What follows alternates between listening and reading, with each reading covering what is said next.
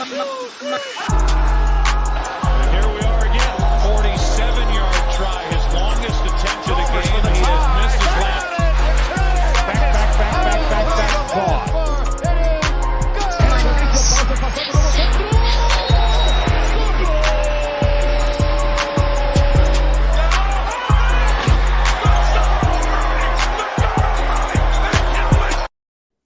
What the fuck is going on, everyone?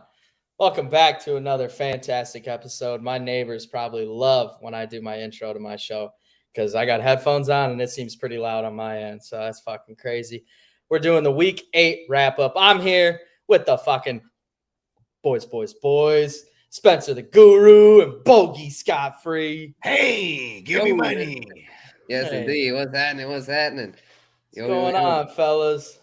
Oh, shit. I'm just chilling, man. Kick back with a brew, man. Just having a good night, man. Did a couple shows earlier. Got one more to go. Really enjoy this one, man. Get to say our unfiltered takes and everyone out there listening. Big shout out to the Guru Nation, man. I know y'all out there. Yes, sir. Shout out to the Guru Nation. Hey, you know what's funny? Is like, because I know you keep it fairly clean language-wise, and then like, when we get on this joint, we can just let loose. You know what I mean? Right, yeah, because my first two, I was telling Blake earlier on my first two shows, one's the radio and the other is my work shows. Like, it's no cussing on those. Right? It's like we just unfiltered, man. I'd find clever ways to say bad words, like, "Oh, he's just acting like a big pussy cat." You know what I mean? Right? We're like, listen, I'm no farmer, but I know a cock when I see one. I mean, like, he's a dick. Richard, right? Like Jalen Richard, like, he's a dick. Richard. Yeah. You got to get clever with it. Yeah, yep. Yeah. Oh, fuck. All right. I want to start off with 4 massive things that have happened. Okay, before we get in. I think they're massive. Before we get into the entire weekly breakdown here, number 1, and this is all within I think 48 hours. One of them happened. Time doesn't exist to me. The Earth is your turf. Yes. In the Matrix, in the Matrix, time doesn't exist. The Earth is my turf, but where I'm plugged in, time does not exist. Oh shit! The first one, obviously, this is gonna. I want to kick it off with this one because this is kind of a more serious note. But obviously, big story comes out today. Henry Ruggs has been involved in a DUI, led to a fatal car accident in LA in his Corvette, hit a RAV4. Thoughts and prayers go out to the family, but Henry Ruggs' career is over. Let's agree. Yeah, no? I can agree. And like, listen, man, it's I do want to. I'm not sympathizing with the guy to a degree. But I will say, because I went through this personally in my life when we were youngsters, you know what I'm saying? We had a couple of homies that was faded. You have the guy who's supposed to be DD. We get to the party, it's popping. He starts having a couple of drinks. And then, like, it's like, then he just becomes the lesser of the drunk of us. You know what I mean? And then he hops behind the wheel and he crashes. And the homie's car that he was driving, that was one of our bros, he died in the passenger seat of his own car. And then my man's got hit with vehicular manslaughter. And then he got hit with 4 years. And then he did 2.5 and he got out. And then we didn't see him for like another 5 years. So he basically was gone for like 7 years till he really mustered up whatever it was inside of him to come around us all again. You know what I mean? Because that shit fucked him up. You know what I mean? And like when we saw him, he wasn't the same dude neither. You know what I mean? Like you could tell, like, he was like he had the dude's. First of all, he had the homie's face tatted on his chest, you know what I mean? And I was just like, I understand the love, that was one of the brothers, you know what I'm saying? But like, damn, it's like, why do that to yourself? You know what I mean? Every day in the mirror, you're going to see that shit, or just every day period, it's a constant reminder, you know what I mean? And I get it, but it's like, the chest is a little severe, you know what I mean? I was like, I would have been like, put it on the back or like the shoulder or something, you know what I mean? Because, just kind of on the chest, bro. I'm just saying though, like, this drunk driving shit, it's not gonna fly, man. You know what I mean? Like we're in such a day and age where there's car services and he's in Vegas. Everything's 24 hours. And that's another thing too is on the Hustle show on Fantasy News today. You know what I'm saying? Me and Hustle, we're talking about how come these billionaires don't just have like the whole ass services just for their players? You know what I mean? Obviously, the players are probably doing shit they would be advised against, but like I would call it just protecting my investments. You know what I mean? Yeah, that's True. a great point. Yeah, Like I'm like whether I gotta have dudes that trail my guys, and then if like say like they you got these dudes they're just trailing a drunk Henry Ruggs, and then he pulls over like, yo, what's up, man? And like, listen, man, we work for fucking Mr. Davis. You know what I mean? We're just trying to make sure you get to point A, point B safely. You know what I mean? Because like real talk, like these are first round draft picks. Not only do you need them to hit on the field, you need them to be good off the field. Like, you know what I mean? Now you represent a whole ass organization. Like, I think for Henry Ruggs moving forward, what we could safely assume is that he will be like a guy who like hosts seminars and shit like that against drunk driving to raise awareness to these young kids. And I also heard today that shout out to Hector breaking down the tape, because he's he does the Tuesday show with us as well. He brought up the fact that Henry Ruggs, like, every time he scores a touchdown, he throws up the number 3 because that's to represent his boy that died in a drunk driving accident. You know what I mean? So it's like he's already aware of this. I also, like I said, I could sympathize with him to a degree because he is a kid from the hood. You know what I mean? Got millions of dollars, and you're in Vegas. You know what I mean? You're young. You know what I'm saying? So there's that. And I understand it, but just I don't know, man. At least he didn't flee the scene. You know what I mean? Yeah. He flees the scene. He's, you know what I mean? Now you were talking about he's doing a lot of time. You know what I mean? In this case, he's gonna get lawyered up. The best lawyer is probably gonna spend a lot of his money that he got from this team, because now this team's probably gonna just separate themselves from him. And normally if you're a superstar on a team, which he's not, let's not pretend. You know what I mean? He had potential, but he's not a super duper star now. You know what I mean? I mean, who really is a superstar on the Raiders? You know what I mean? There's not really too many of those guys. More, I mean, I guess you could say Darren Waller for sure. Yeah, Waller, like, the baller, yeah. Yeah, and Waller, I'm sure they get all the best help he needs because he stays in recovery. You know what I mean? It's not like he's like, okay, I'm sober now, I'm all good. No, he's still like, he's fighting that good fight every day. So I can imagine like they know how to protect their star there. But in this case, just a young kid out of control, man. You know what I mean? Yeah, it's a shame, man. It really is. It's tough to see it, because it's just like, yeah, man, it's tough, I just, I don't know. I mean, it's just one of those things. I don't want to like say too much. I'm glad you I'm really your insight was really insightful, Bogard. Just like talking about you've been through it, like with you mentioned the homie that had gotten into a car accident. So thankfully, I never had to go through anything like that. I was, man, my people are usually pretty responsible on that front. So thankful for that. But yeah, I'm definitely aware of this how tough it is, and it's just really, really unfortunate that it's like one of those things like to where normally it's just we're talking about football, but I think it's one of those reality checks that tell us like, look, yeah, it's we're fantasy football analysts, but at the end of the day, these are human beings we're talking about. Like, these people are humans just like all us. Like, they're not just robots out there playing football. And this is one of those just gut check reminders of that like we gotta like, be aware of Melvin Gordon. Remember when Melvin Gordon gets the DUI? It was like in the middle of a practice week. It was like 2-3 in the morning on a Tuesday, whatever the fuck, something similar. I mean, like, what are you doing? And then people go, oh well, Melvin Gordon, he's rich. He should have car service or whatever, blah blah blah. You know what I mean? Or like some people say that same thing about Ruggs right now. Oh, why is he doing? Listen, these are regular motherfuckers that come from the hood. They get hella money. You know what I mean? You know what I'm saying? It's hard to tell these motherfuckers to not be a certain way. You know what I mean? And then a lot of times it's hard to judge. Like, listen, I'm 36 right now. I'm about to turn 37. You know what I mean? I mean, because it goes 35, 36, 37. I don't know if you guys knew that, but you know what I mean? Yeah, it goes like that in the Matrix. It's all adding up now, I guess. Oh shit, hold on. To make my point real quick though, is that like, I mean, I had to filter a lot of people out of my life, you know what I mean? And the people that's with me now is I can consider day ones, you know what I mean? Those solid individuals. So sometimes these cats, they go off to college, a lot of relationships are compartmentalized now, you know what I mean? Then you get this money and now everyone wants to be your friend. It's kind of hard to trust people. So I don't really, knock these kids for not being able to figure it out, man. But I really hope they do, because I'm saying now when people die over negligence like this, you know what I'm saying? It's just it's not gonna fly.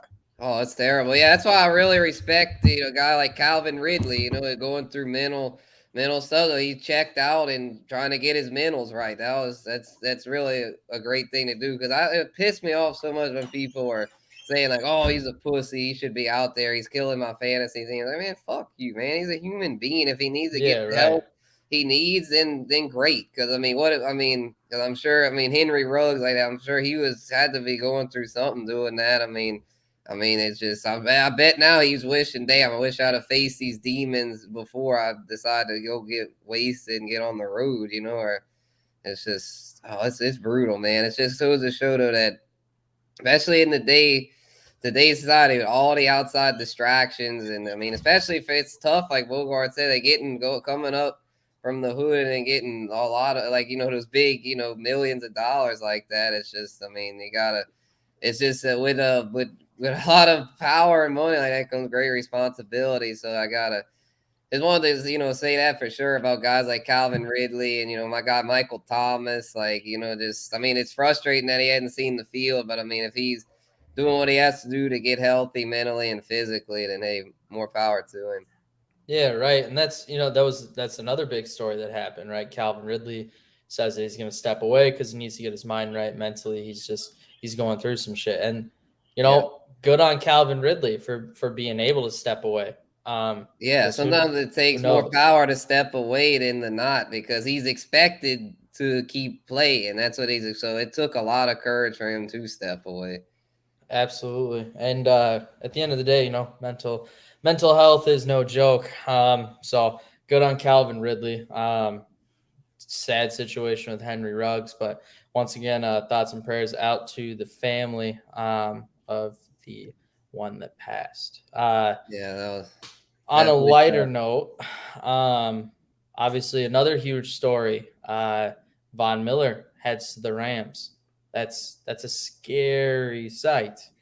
That defense is going to be nuts, man. Yeah, it's with him and Aaron Donald. They're going to be like freaking like the what they call them, the fearsome foursome back in the day with freaking Deacon Jones and Merlin Olsen. That's going to be, I don't know if it'll be quite that good with Miller being older, but still, it's bottom line. It's a scary, scary front now. It was already a strong defense, although they hadn't been quite as sharp as normal. But now that they've got Von Miller, I think they'll be just fine. And it's kind of crazy that they pulled that off. And the Cardinals, it looks like it lost J.J. Watt. So it's just the balance of power shifts way in favor of the Rams now, which I figured it would anyway, regardless. But now that they got Von Miller, that's really like the exclamation point.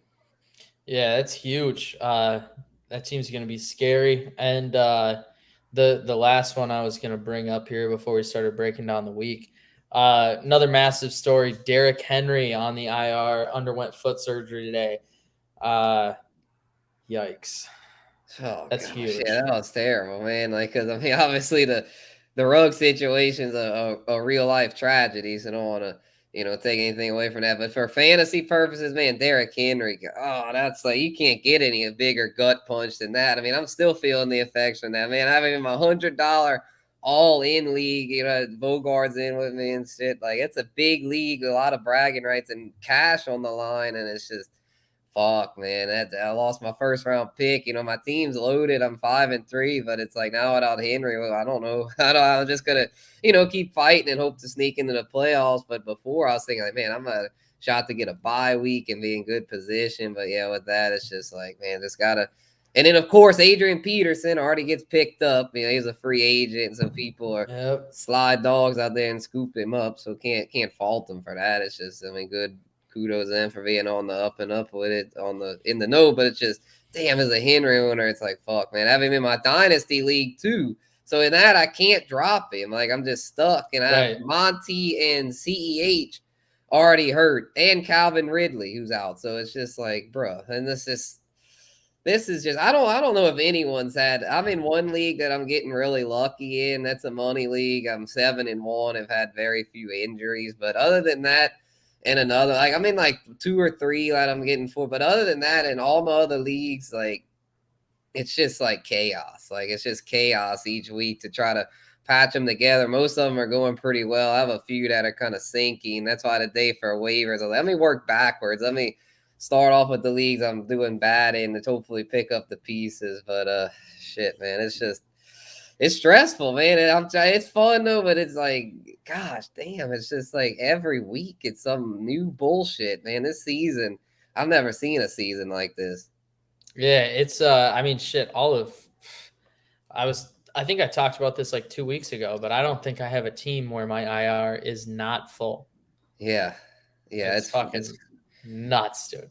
Oh, it really is. It really is. Yeah, that's why I say the ones where I haven't had many injuries, I just feel like, well, I've gotten lucky, because it's like, if you haven't had injuries, you've been lucky, because like the bottom line is a vast majority of the high round picks have had some sort of injury concern. There's very few guys that have gone through this season unscathed. Very much everyone of significance has had some sort of nick and bruise. I mean, shit, Derrick Henry is one that was like, well, he's that first rounder. That's the lock. He's never going to get hurt. He's not a injury prone guy like Christian McCaffrey. And then now even he's hurt. So it's like, yeah. Hopefully CMC comes back, man. That could kind of make up for the law. At least we could have another dominant RB. Because right now, I mean, there is no like clear-cut RB1 right now without Henry and CMC. It's just kind of a crapshoot. Michael Carter was the freaking overall RB1 this week. Michael Carter. I picked him up in one of my leagues like 2 weeks ago, actually. Yeah, I got him in a league. He's done well lately, so I'm gonna keep riding the wave. It's just hard to trust the Jet, man. Yeah, no shit. I know. I put my trust in it. I picked him up because I didn't have I had Montgomery, and I really didn't want to play Mike Davis. So I was like, I checked the waivers and Michael Carter was there. And I was like, I'm gonna take him and hope he does something. That was a good pivot. He's a lot better than Mike Davis, man. Mike Davis. That old Falcons offense is trash, and it really got exposed without Calvin Ridley, man. Shoot, I'm sure he's going through something a lot deeper than that. But man, to being on that shitty team, that's got to be stressful just in itself, man. They are terrible. Oh, no kidding. God. Oh fuck. Bogard is fixing pizza for his little ones right now. So shout out to Bogard and the children. Right, they stay in that house. We're gonna start off on week 8. Bogard will hop in here when he's all set. But good deal. Thursday, Green Bay hands Arizona their first L, 24-21, and let's just point it out right from the get-go. What the fuck was AJ Green doing? What was he doing? Well, it's something that I was actually in. That was the night I was in NOLA. I was talking to y'all about that off camera. So I didn't see much of that game. What did AJ Green do? Fill us in. Well, it's like I saw a funny meme of it. So I should have watched the replay. Now I'm looking back on it. I was just like, I looked at the stats. I mean, I saw he actually was their leading receiver, I think. If I'm remembering right, because D-Hop got hurt. Yeah. Let me see if I can find a replay of it and share it. AJ Green, man, that dude, man. I wish it's crazy. And this year, with all the goddamn injuries that have happened, AJ Green has somehow managed to stay healthy. He's played in every game this year. Isn't that something? He has been hurt. Cincinnati's probably like, what the hell? With us, you hurt every damn year, and then you go there and you never injured. Yeah, right. And it's aggravating. I kind of wish he would tweak a AME or something, because then that would allow Rondale Moore and Christian Kirk to do better consistently. But with AJ Green there, it just muddies up the target pool. Yeah, dude, it's now Ertz is there, so it's just you don't know who's gonna do good there. It's just a mess. Let me see here if I can. Boom. AJ Green, yeah. Let me. I didn't. I guess I had that's what I say. I was kind of in the Matrix, if you know what I'm saying, that night. So I didn't. I was kind of clueless. I saw the score. I saw clips of the game, but I did not get the whole picture. Shout out Highlight Heaven. So this is the last play. All right. What the? It's like he didn't even try to go for the ball. Dude, it's like He was just like he wanted the interference. Like, all right, so he turned. He didn't even like what? I don't like what? The whole thing's confusing. I don't understand what he was doing because it's like, why would you like act like you got interfered? And you still had a chance to catch the ball. Go and catch the ball. Right, if you get right. interfered with, so be it. They'll throw the flag or whatever, and you'll get the yardage tacked on the kickoff. Try to catch the ball. Fucking idiot, man. And then Kyler might be out, man. He freaking hurt his ankle. Okay, yeah, he gets grabbed, so he's wanting the interference, but it's like, but don't stop. These guys need to stop with that flopping bullshit. It kind of serves him right that that happened because it's like, dude, you gotta interfere. Yeah, he kind of did. Like, freaking Rodgers. I mean, it's just like the Kyler pain. But I saw a funny meme. It actually made me laugh so goddamn hard because it said it was like, so it shows the video, like the slow motion, like the second view we had of it, where it's centered on AJ Green, and it says when your controller dies mid play. Yeah, it's like, well, I get it, you were grabbed, but like keep fighting, and then if they keep grabbing you, they'll throw the flag. Don't stop and do this, like freaking Michael Thomas in the NFC Championship game, and I know that was like, I mean, the Saints should have won, and it wouldn't have come down to this if it wasn't for the no call, like overtime. So we go to overtime, right, and they had to breeze it up, and the same kind of thing happened where mid-play Thomas got grabs, and then he's like this, and then it gets picked off. It's like you quit on the play. If you didn't get that on, you maybe could have batted the ball down or something, like don't quit on a play.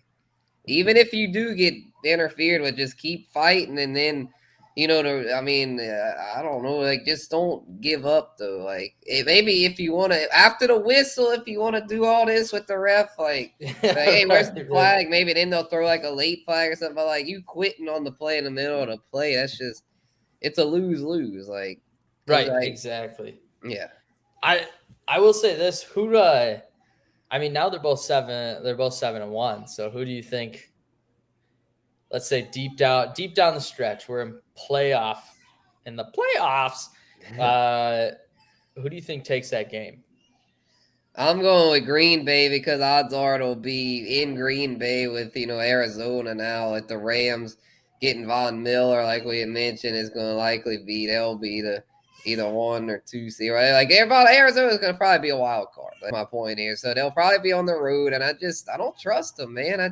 I really don't. I know they got off to that 7-0 start, but now that J.J. Watt's out, Hopkins is going through his share of bumps and bruises. Kyler Murray's banged up. I just feel like they're one of these teams they're fugazi. Like I'll hate to say it because I as a Saints fan, I always kind of like to pull for the underdogs. It'd be nice to see Arizona go all the way and get their first ring, but I just don't think they're quite there yet. I still think Kyler Murray has a lot of room for growth. He's still not at that MVP level. He started off great. He was in the MVP conversation early on, but I don't think, maybe he'll prove me wrong and heat up again, but as of now, I don't see them being anything much. I think they'll make the playoffs. I mean, if you get off to a 7-0 start, you're pretty much a shoe-in at that point, but I don't know. I think it's going to be kind of a rough second half, and compared to I don't think they're an elite team. Like, I think they're solid. I think they're kind of in the same tier as my Saints, like a strong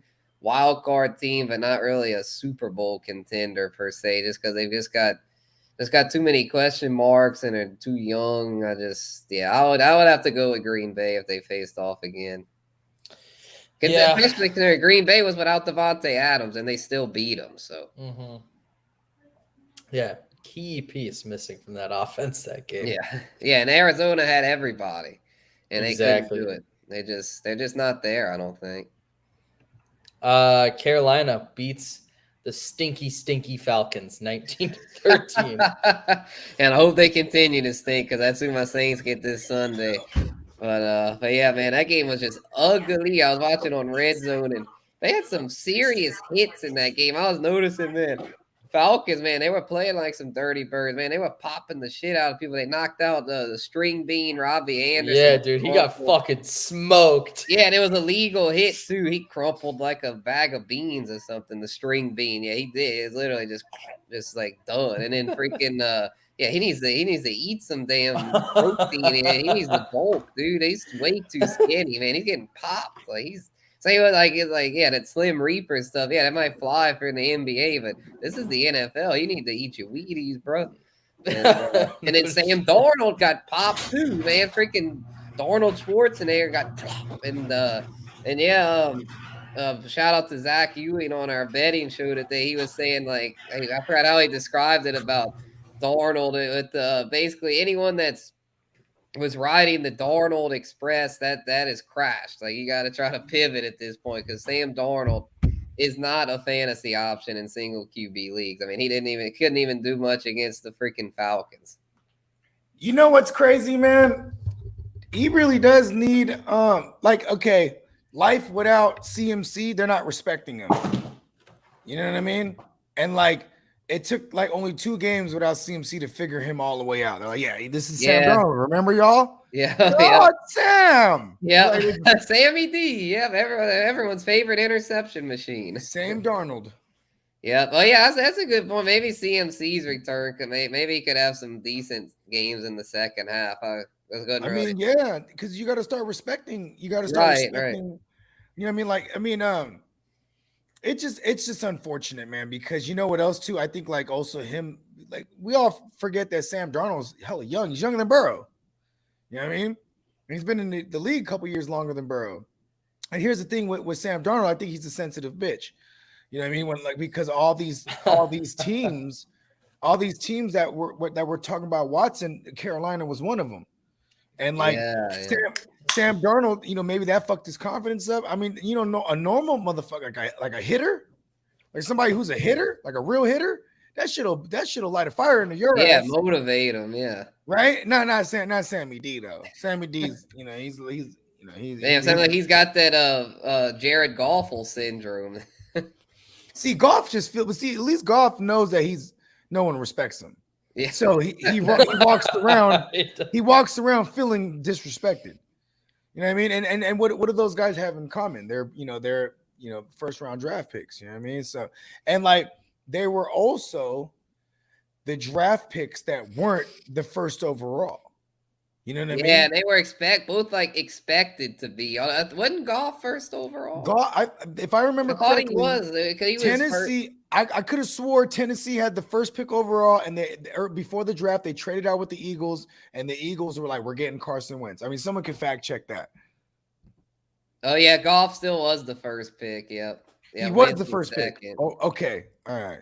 Yeah, but so yeah. Yeah, well, see, there it is. Too. Like he started off with, you know, he kind of went through the ringer at first with Jeff Fisher, and then he got McVay, and it seemed like things were on the up and up. But then McVay like turned on him at that point. And then once McVay turned on him, that was it. As far as that killed his confidence, and they just weren't on the same page anymore. And now he plays for Motor City Dan Campbell. Yeah, that just ain't. I mean, yeah, Dan Campbell. He to play for Dan Campbell. Like Dan Campbell's gonna need a guy that's just like, you know, just an old school gamer type. Like shit. I think if Brett Favre came out of retirement, he'd be a better fit than freaking Jared Goff with Dan Campbell. Because Dan Campbell wants like old school. You know, like Philip Rivers. Like Philip Rivers would be perfect there with Dan Campbell. No, he won't go there. Right, I know he won't. I'm just know where he's. Did you hear? Did you hear? About it? He might come to my Saints if we call him. I don't think I'd want him. If he goes there, I'm trying to buy low on Michael Thomas everywhere.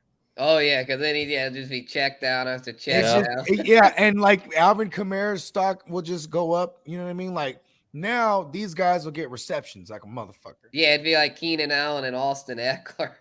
You know what's so sad? There was no infamous Winston this year. We saw a glimpse of him. Oh man, such a shame, man. He was finally getting in reality. In reality, he's good. Reality. Yeah, he was off to a great start on Sunday, man. He had a great connection with Traquan Smith. Things were going great. Like he was on pace for a big game. And like you know what else is crazy? White. That's the motherfucker that injured him. He's a dirty player. This is another thing that sucks here, is that you know what I mean? Like, for fantasy purposes, Kamara was actually coming around in the receiving game. Yeah, he actually caught a 10 against Seattle in that ugly Yeah, win. because now here you have Winston, for reality purposes, is not just trying to force it to help us in fantasy. He's just like looking for the safe check down, and there is no tight end to claim there. The safe check down is Alvin Kamara. And it took him 7 weeks to figure. It took him 6 weeks to figure that out before the Seattle game. 5 weeks, right? Because then they went on the bye week, and they're probably like, listen, Jameis, you could throw the ball at the running back. He's all word. Yeah. He's all Yeah. for real. Yeah, he was finally starting to figure shit out. It's so frustrating. Like, taking what the defense will give you. Take the 4 or 5 yard, the 4 or 5 yard. Yeah, he was getting it. Yeah, that's why, because when he was infamous Winston with Tampa Bay He's and like, Arians, he forced shit. He wouldn't We're going care. down the field. Fuck it. Yeah, I don't care if I get picked. So be like, Patrick Mahomes is starting to turn into infamous. Like, that's just crazy, man. Nah, he don't disrespect infamous like that, because Patrick Mahomes is not infamous. If he was infamous, he would have the 3 picks and the 400 yards and 3 touchdowns. That's infamous. Yeah, it's like, Mahomes he just kind of just cratered against the Giants. He just I don't know. It's like he got kind of gun shy after that first pick, and he just played like crap. Here's another thing. You're gonna show me. You're gonna show me 2 high safeties, a shell defense. Mink shift, Tampa 2, whatever the fuck you want to call it. Right? You're gonna show me that. Run the ball. Yep. Go underneath. Check it out. Yeah, exactly. Yeah, it's just that was ugly watching. What is going on? So Nolans did come up with a big win though, 36-27. Oh yeah, that we did. I have a theory, bro.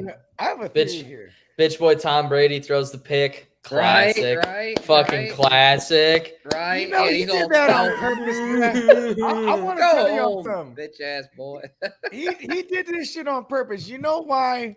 Because he's like, I need some type of chip on my shoulder to take this division. Because you know what's crazy is, if New Orleans doesn't win that game, there's no chance for them if you still lose Winston. Right. Yeah, exactly. You still Our lose season Winston, would be hanging on by a thread. Now we're in decent shape. Exactly. That was freaking huge. It's like Tennessee. They're the number 1 team in the AFC right now.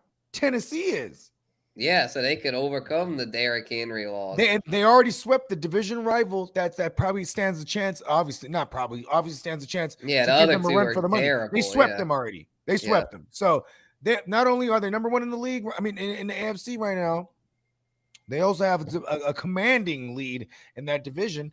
It's like they're kind of like the Cowboys right now. Like, listen, are you going to be surprised if the Cowboys actually do something smart again and be like, well, Dak's not ready yet. We're going to go with Cooper Jerry. Rush. Yeah, Cooper fucking Rush, Jerry. Man. Oh, what a rush, man. He's going to act like, I think Dak, he's going to be, game time decision. We're going to have to see. He's been doing well in practice all week, but I'm thinking you just have to wait till game time to decide. Then he's ruled out. And then fantasy owners are scrambling. You cannot trust Jerry, man. He plays it slick. I'll give him that. He does not just put his cards on the table. This is a real important game here too, bro, for the Broncos against the Cowboys. Like, because the Broncos, they are who they are to me, right? They're a team that beats up on the bad teams and then gets trounced by good teams. And then even a 500 team like Washington, basically, they barely scraped them. They barely scraped by.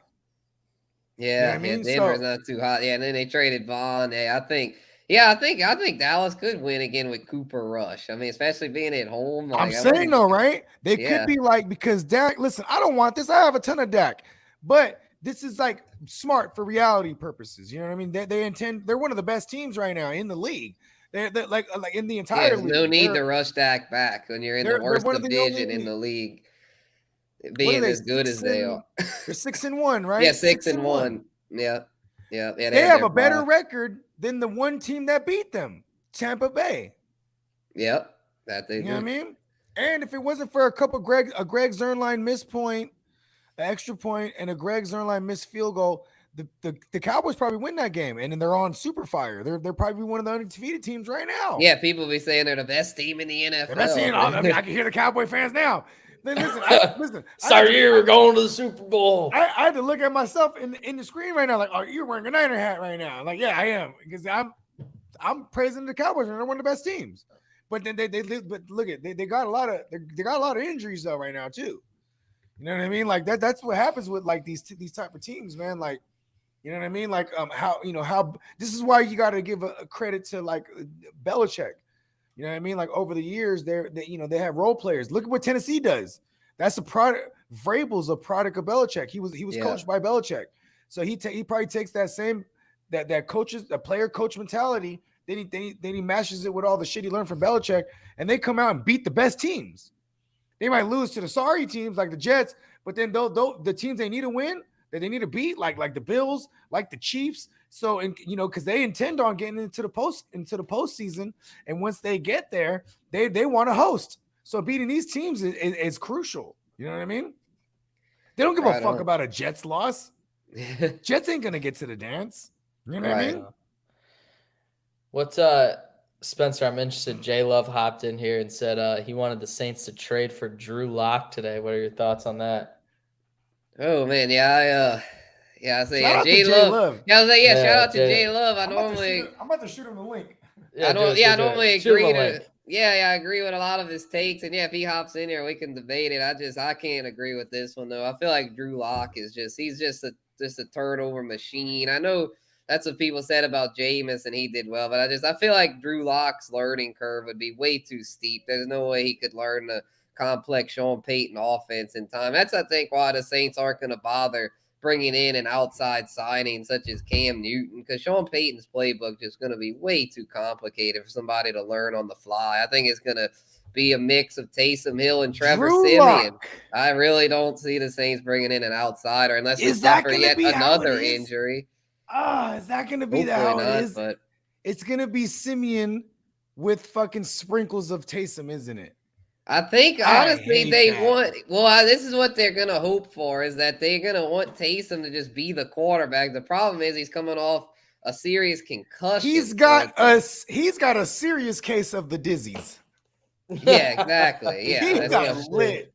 Yeah, he got fucked up. So it's like, he's still fucked up. That was like 3 weeks ago. Yeah, exactly. So I don't know if he'll be ready. And I know it's a divisional game, but Atlanta's not that good. So I could definitely see Siemian getting another crack at it. Good old Trevor Cinnamon is what I call him. Yeah, Siemian. He delivered. It wasn't too sweet, but it was just enough to get it done. He did his part. I never thought I'd see him again. No way he's a long-term answer. I just hope he can just kind of fill in, and then Taysom's got to get undizzy. He's got to snap out of it, get back in there, because we need it. Taysom, do you know what year it is? I don't know time. I have no concept of this anymore. Like, goddamn, where did you run the Sean Payton offense, bro? You got to snap out of this. if he got the dizzy so bad, right, that he doesn't even know his name because his name sounds made up. Hey, Taysom. What? That's you, boy. Go Taysom.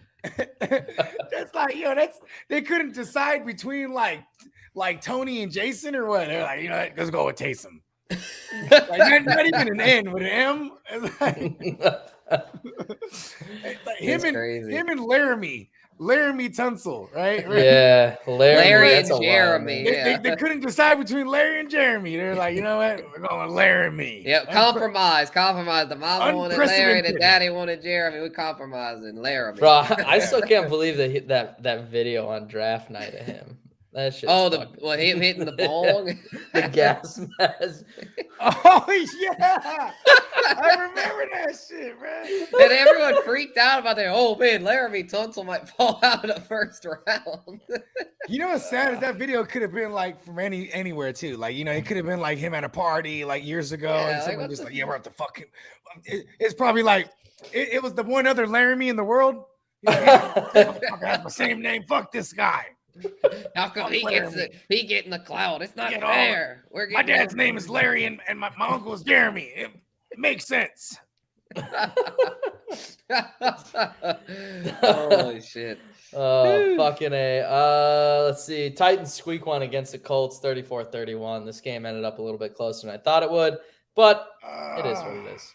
Yeah, that was in OT, I think. You know, I shot Jay Love the link because I like his opinion on certain things. Like he knows how to project shit, and like so. I just want to take a shot at this, bro, because I want to hear y'all opinion about fantasy wise with Adrian Peterson coming in. I think Adrian Peterson is like 15 carries a week and like 60 yards is what we should expect. And when he has those games that because this was the old man Adrian Peterson hack, he'll have a big game the next week. He's not gonna have a big game. Then the week after, big game. It's almost like he's so beat up. Then he comes, I'm ready again this week. And like, but also too, when you look at the schedule, you know what I mean? There's probably only a few games I really feel good about starting him. You know what I mean? I really like, and then it's like half and half. Because then you also have, you know, games that I figure they're going to be behind. And Jeremy McNichols should be the guy here, bro.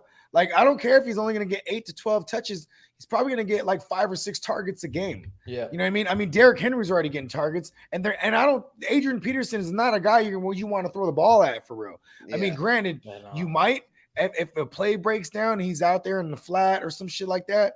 Okay, I get it. You know, it's just, you know, a check down. He's good for that.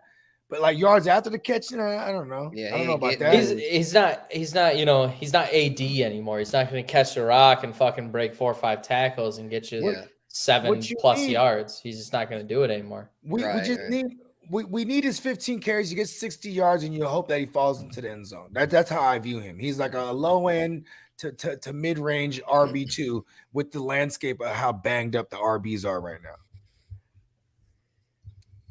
Yeah. For sure. Yeah, and I don't know if I'm willing to just start his ass this week. I mean, I know he's Adrian Peterson. He's hella seasoned. You know what I mean? I mean, this is a game against the Rams. The Rams they've been pretty vulnerable to the run this year, but also, you know, a lot of teams they end up having to abandon the run. You know what I mean? Because you know these shakes that Rams offense is so crazy that normally these opposing offenses they have to abandon the run because they're playing from behind. Yeah, I think I'd probably rather McNichols this week. Yeah, the game script's probably going to end up. Yeah, it's just it's so tough to trust those like what I call these game script dependent third down backs. You know, like J.D. McKissick, Naheem Hines, and McNichols. You know, those kind of guys. Yeah, they're fun for fantasy because it's like, man, if they hit, they really get like a glitch because they don't even have to do much. If they just catch a few passes, you're good. But it's just and you just gotta wait for it. You gotta wait for like the end of the first half or the end of the second half, because that's when they geared up. Hurry up, offense. You know what I mean? These are the guys. Yeah. The only thing is though that those guys they offer no floor because it's like if their team would get a lead, it's like then they get nothing. Then they end up a goose egg. It's just I hate that with those kind of guys. That's where I'm safely projecting it week by week. Yeah, like this week, I think it's Jeremy McNichols. It's hard sometimes. So these game scripts, you never know. Like we try. I feel like we're pretty good at predicting game scripts, but you know, it's the NFL, so we're obviously not perfect. I mean, okay. So then if we miss on that, then we end up with a goose egg potentially from that game script dependent third down back. See, look, this is going to be awesome right here.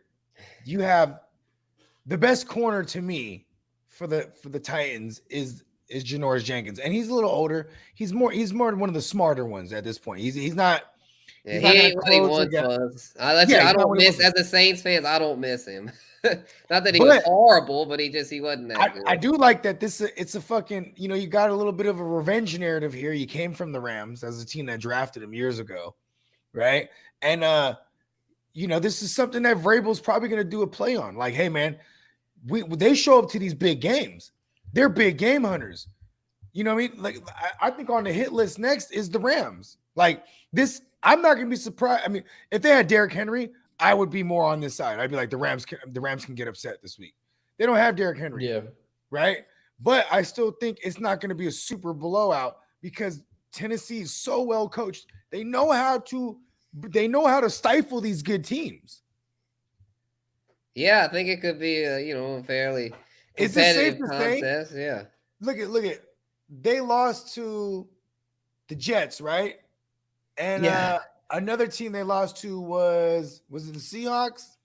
Yeah, teams that weren't even like that great. Yeah, I have my little pocket schedule here. Let's see the Yeah. the Cardinals. Yeah, that's a good team. Yeah, week 1 against the Cardinals, and then There an you OT go. to the Jets. Yeah, There then it is. they've won a lot of close games. They beat the Seahawks in OT. Yep, OT. They barely eked by the Bills, and they squeaked by the Colts in OT. So they could easily But have when you watch the Bills 3 game, more though, it's losses not than they barely. do.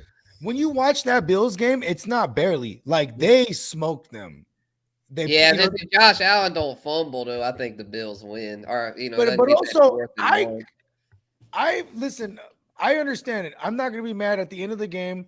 They're on 4th down on the 1 yard line. You're like, fuck it, we're doing this. Fuck The Bills made the right call. I feel like it's just Allen. Yeah, slipped. it just didn't work out. And like, I would say 60% of the time that works there because he's Josh Allen. He's a fucking goal line back. 80% of the time. Yeah, like Josh Allen's pounding that thing in, and they knew it was coming, and it's like, maybe you try that on 3rd down, maybe, I don't know, like, it was one of those things. They try it on 3rd and they go for it again on 4th. Yeah, you know what I mean, like, yeah. Yeah, but yeah, I get your point though. Tennessee's a team they're no joke. I mean, they're no joke. I guess for fantasy, I'd be nervous about Tannehill, but yeah, AJ Brown, I'm firing him up. I'm I think okay he with can take Tannehill. Jalen Ramsey. I think this is better I'm for not scared Tannehill. of Jalen Ramsey. Like everyone's, I mean, he's good, but I don't think he's like AJ Brown will still put in work. I feel like. I don't think he's just going to take AJ out the game, especially if Julio can return. They really need Julio. Yeah, they really do. They need Julio. Tannehill's then they might double bro. AJ Brown. Listen, man, Tannehill can fuck around and lead this team in rushing the rest of the way for all we fucking know because Tannehill got wheels, bro. Like Tannehill don't play. I think Tannehill is just he's the perfect quarterback where like if your one plan of attack is run with Derrick Henry and you lose that, you're okay. Tannehill's got an arm, bro. Tannehill's good. I would say he's a top 15 quarterback. Not that's stupid. There's only 32 starters. I'd put him in the top 12. Okay, yeah. So I was like, yeah, he could be a QB1 the rest of the way. Then especially with Henry out, they won't be running as much. So yeah, and as well as that defense is coached. They still don't stop everything at all. You know what I mean? Like, I think like, knowing that you can't control time of possession with Derrick Henry anymore, your defense might not be as rested as much as they are and be able to be fresh. So you might need to just put pedal to the metal and score points. That way you could play your style of defense. You got Harold Landry coming off the edge. He's really coming on this year. You know what I mean? You have Dupree getting healthier every week for what that's worth. That's going to help tremendously. You know what I mean? Like, I'm just saying like, that secondary is bad though. It's bad. I mean, but you just need all you need is your front to be active. Yeah, that can mask a bad secondary. Yeah, they're not going to get no coverage sacks by any means. Like coverage is not going to be so tight. And they're not a team that can rush. They're not a team by any means that can rush 3.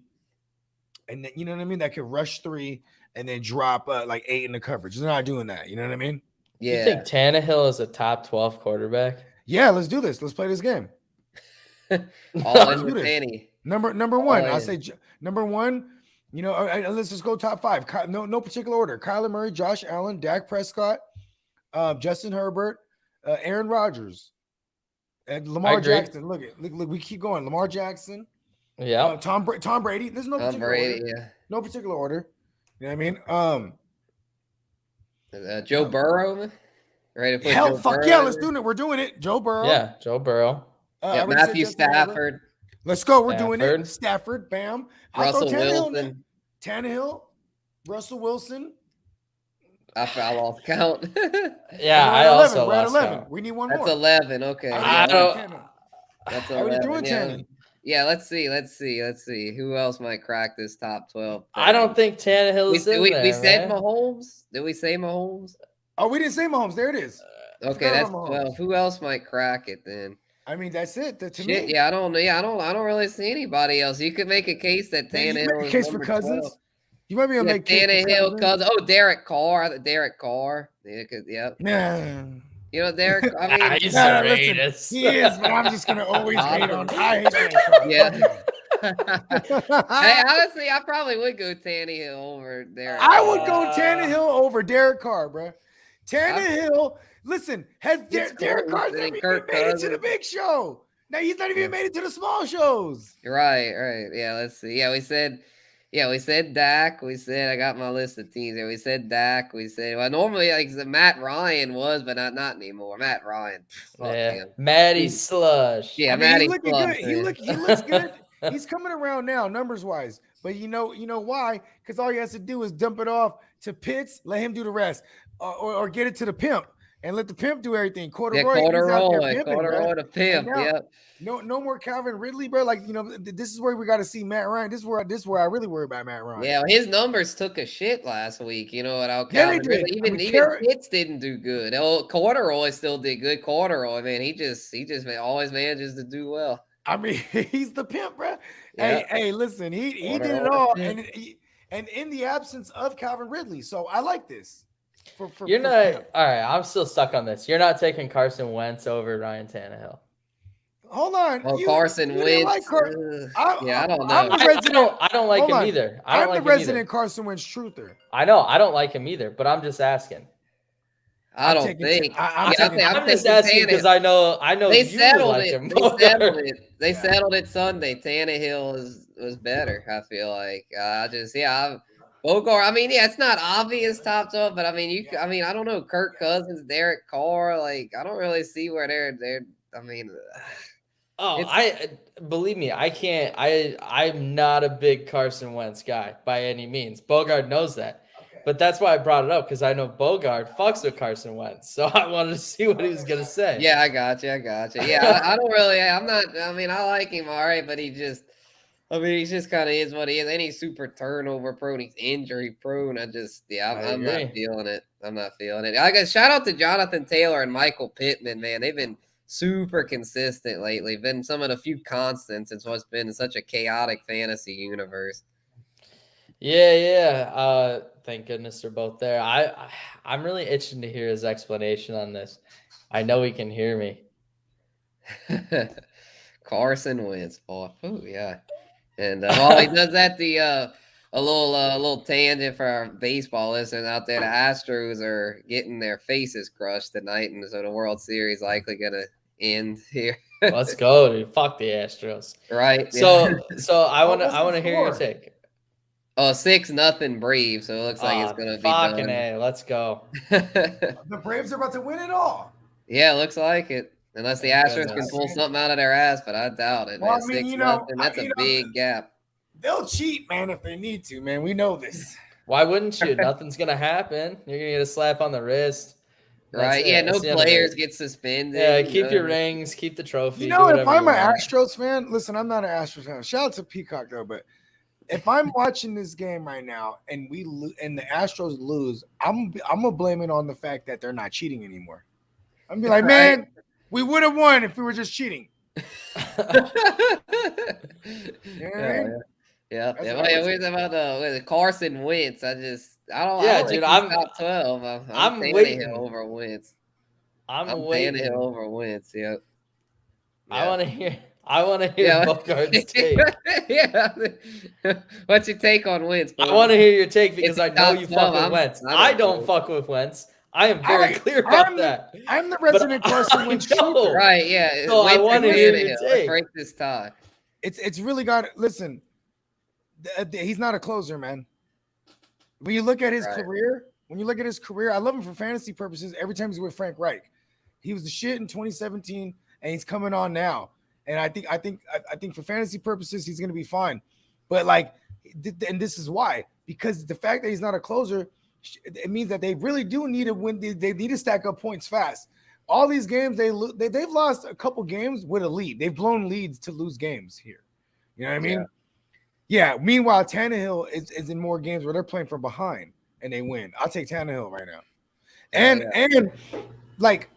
Tannehill's doing it with less. Derrick Henry used to do it all, and that would help Tannehill find A.J. Brown, play action, all that shit, right? Now we're going to have to see Tannehill really do his thing. Tannehill actually got into the playoffs with the Dolphins, but he partially tore his MCL the week before the playoffs. They had to go with Matt Moore, and they lost to the Steelers. They were 1 and done in the first round, the wild card round, right? But see, here's the thing, is that the Dolphins, he never stood a chance there at all. When they traded him to the Tennessee Titans, I remember telling my co-host Steamboat Joe, right? This is 2019. We're doing our predictions episode. This is actually the very first episode of the Real Fantasy Playmakers podcast, which is dope because you go back and I go, one of my predictions is that I said Tennessee's gonna win the division, which they did. And then I said not only gonna win the division, but we're gonna see Ryan Tannehill, and it doesn't even take a Marcus Mariota injury. Because you don't trade for Tannehill to be like, hey, it's a solid backup right here. This right. This is a different regime that came in after the former regime drafted this guy Mariota second overall, and then they even got to the playoffs with Mariota that first. And the next regime, the next year they fired that regime. Mike Malarkey was his name. Yeah, they fired him. They got they got into the playoffs, and they're like, they knew Mike Malarkey was so bad. They were like, fuck this guy. You know what I mean? And he's an old Falcon coach. Fuck this guy. Carson Wentz is not a closer.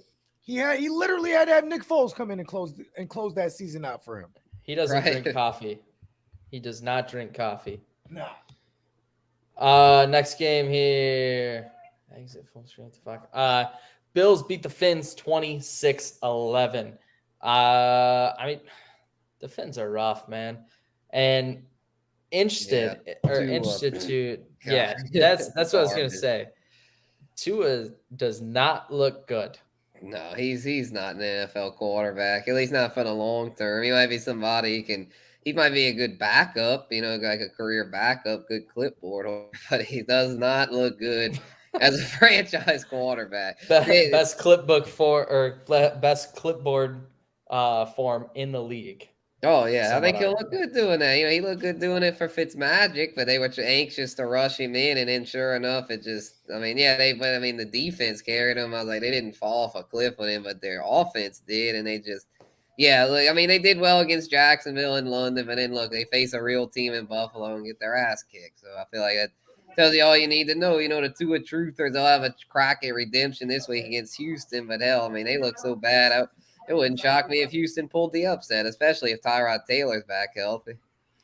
If Tyrod Taylor's back healthy, it's that could be a competitive game. Yeah, even Davis Mills against the Rams, I gotta say he didn't just mail it in. He actually had a decent second half. Yeah, that game wasn't nearly as close as what it looked, but I don't know, dude. He got a lot of garbage. He was the garbage time king this week. Shout out David Mills, garbage time king. Take your crown. Take your crown of garbage. I did think it was interesting though. The Bills' offense looked to be spinning their wheels a little bit, which you haven't seen a lot this year. And they really spun their wheels in that first half. I was getting pissed off as a Josh Allen owner. I was like, what the fuck is he doing? Like, this is terrible. The Finns suck. But then he had a big second half. So didn't get Manny Sanders involved, though. Manny Sanders, a big goose egg. It kind of makes me laugh, though, because I don't have any shares of him yet. He was the one, like, all the quote-unquote experts were saying, you got to start Manny Sanders. And I was just like, well, they got Cole Beasley, Stephon Diggs. I would probably start him, but like to me, he's not a must start. Like everyone's making him out to be. Like one guy commented on my rankings and was like, "Oh, you an idiot for having Amari Cooper ranked over Emmanuel Sanders." And I was like, "Well, Amari Cooper he gets a good matchup against Minnesota. I know it might be a different quarterback, but I feel all right about Cooper. At least we know that." With Dallas, it's him and CD. With the Bills, it's Beasley. Gabriel Davis even got involved. They spread the ball out more in Buffalo, and sure enough, Cooper outscores him by 26 points. So suck it, hater. Fucking suck it, bud. You're right, exactly. I hate when they do that shit, man. They come all up in my ranks. I put in hours and hours of time and energy into those rankings, and then I get these haters. I just ignore them, and I'm just thinking, like, dude, if y'all realize the process behind these, maybe I would think before you spoke. But right. No shit. This one actually shocked me big time. Yeah, man, this is the Jets. Jets beating the Bengals 30. Normally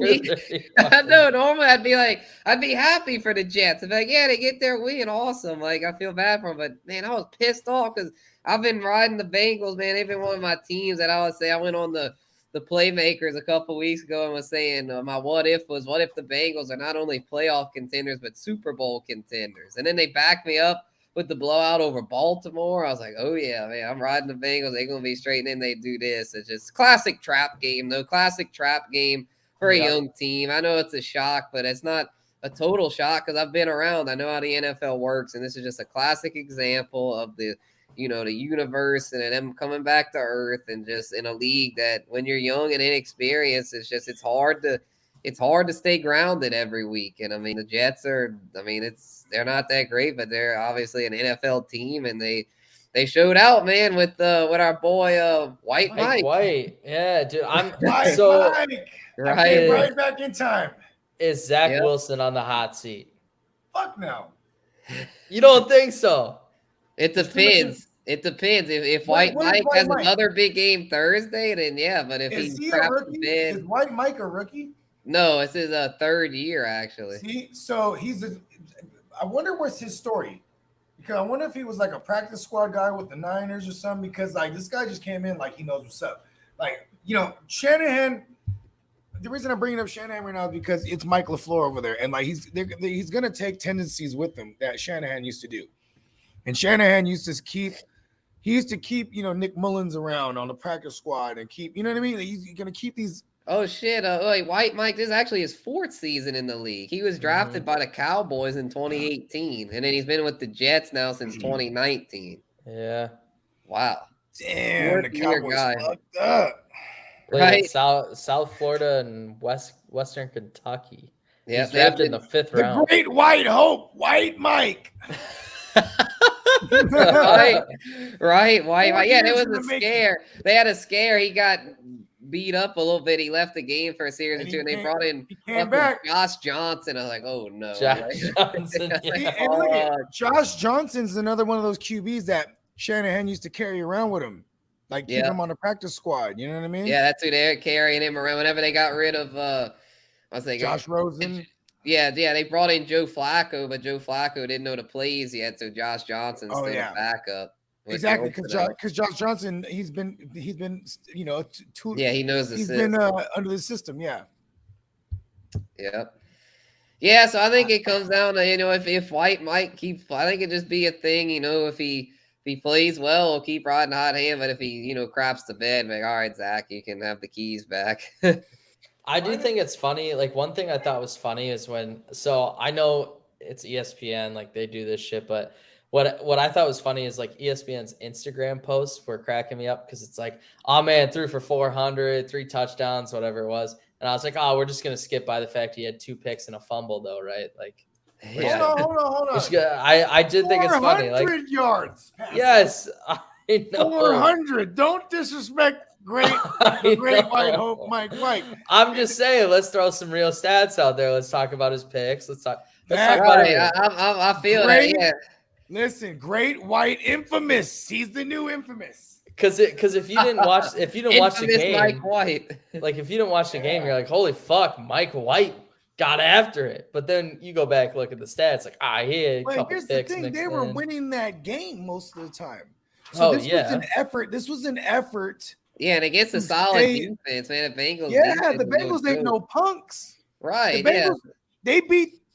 When they went into that matchup against the Bengals, they weren't the Bengals. They were the mighty Bengals. They were number 1 in the AFC. Yeah, they were coming off a blowout, not just a win, but a blowout over number 1 in the AFC. They were 5-2. Now they're 5-3, and the 6-2 Tennessee Titans are number 1 in the AFC right now. But I'm just saying, like, this White Mike, bruh.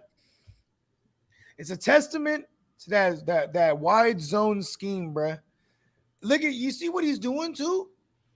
They're running so much and everything, and they're peppering the running back so fucking much with White Mike that when they got down under the red, their play action was nasty.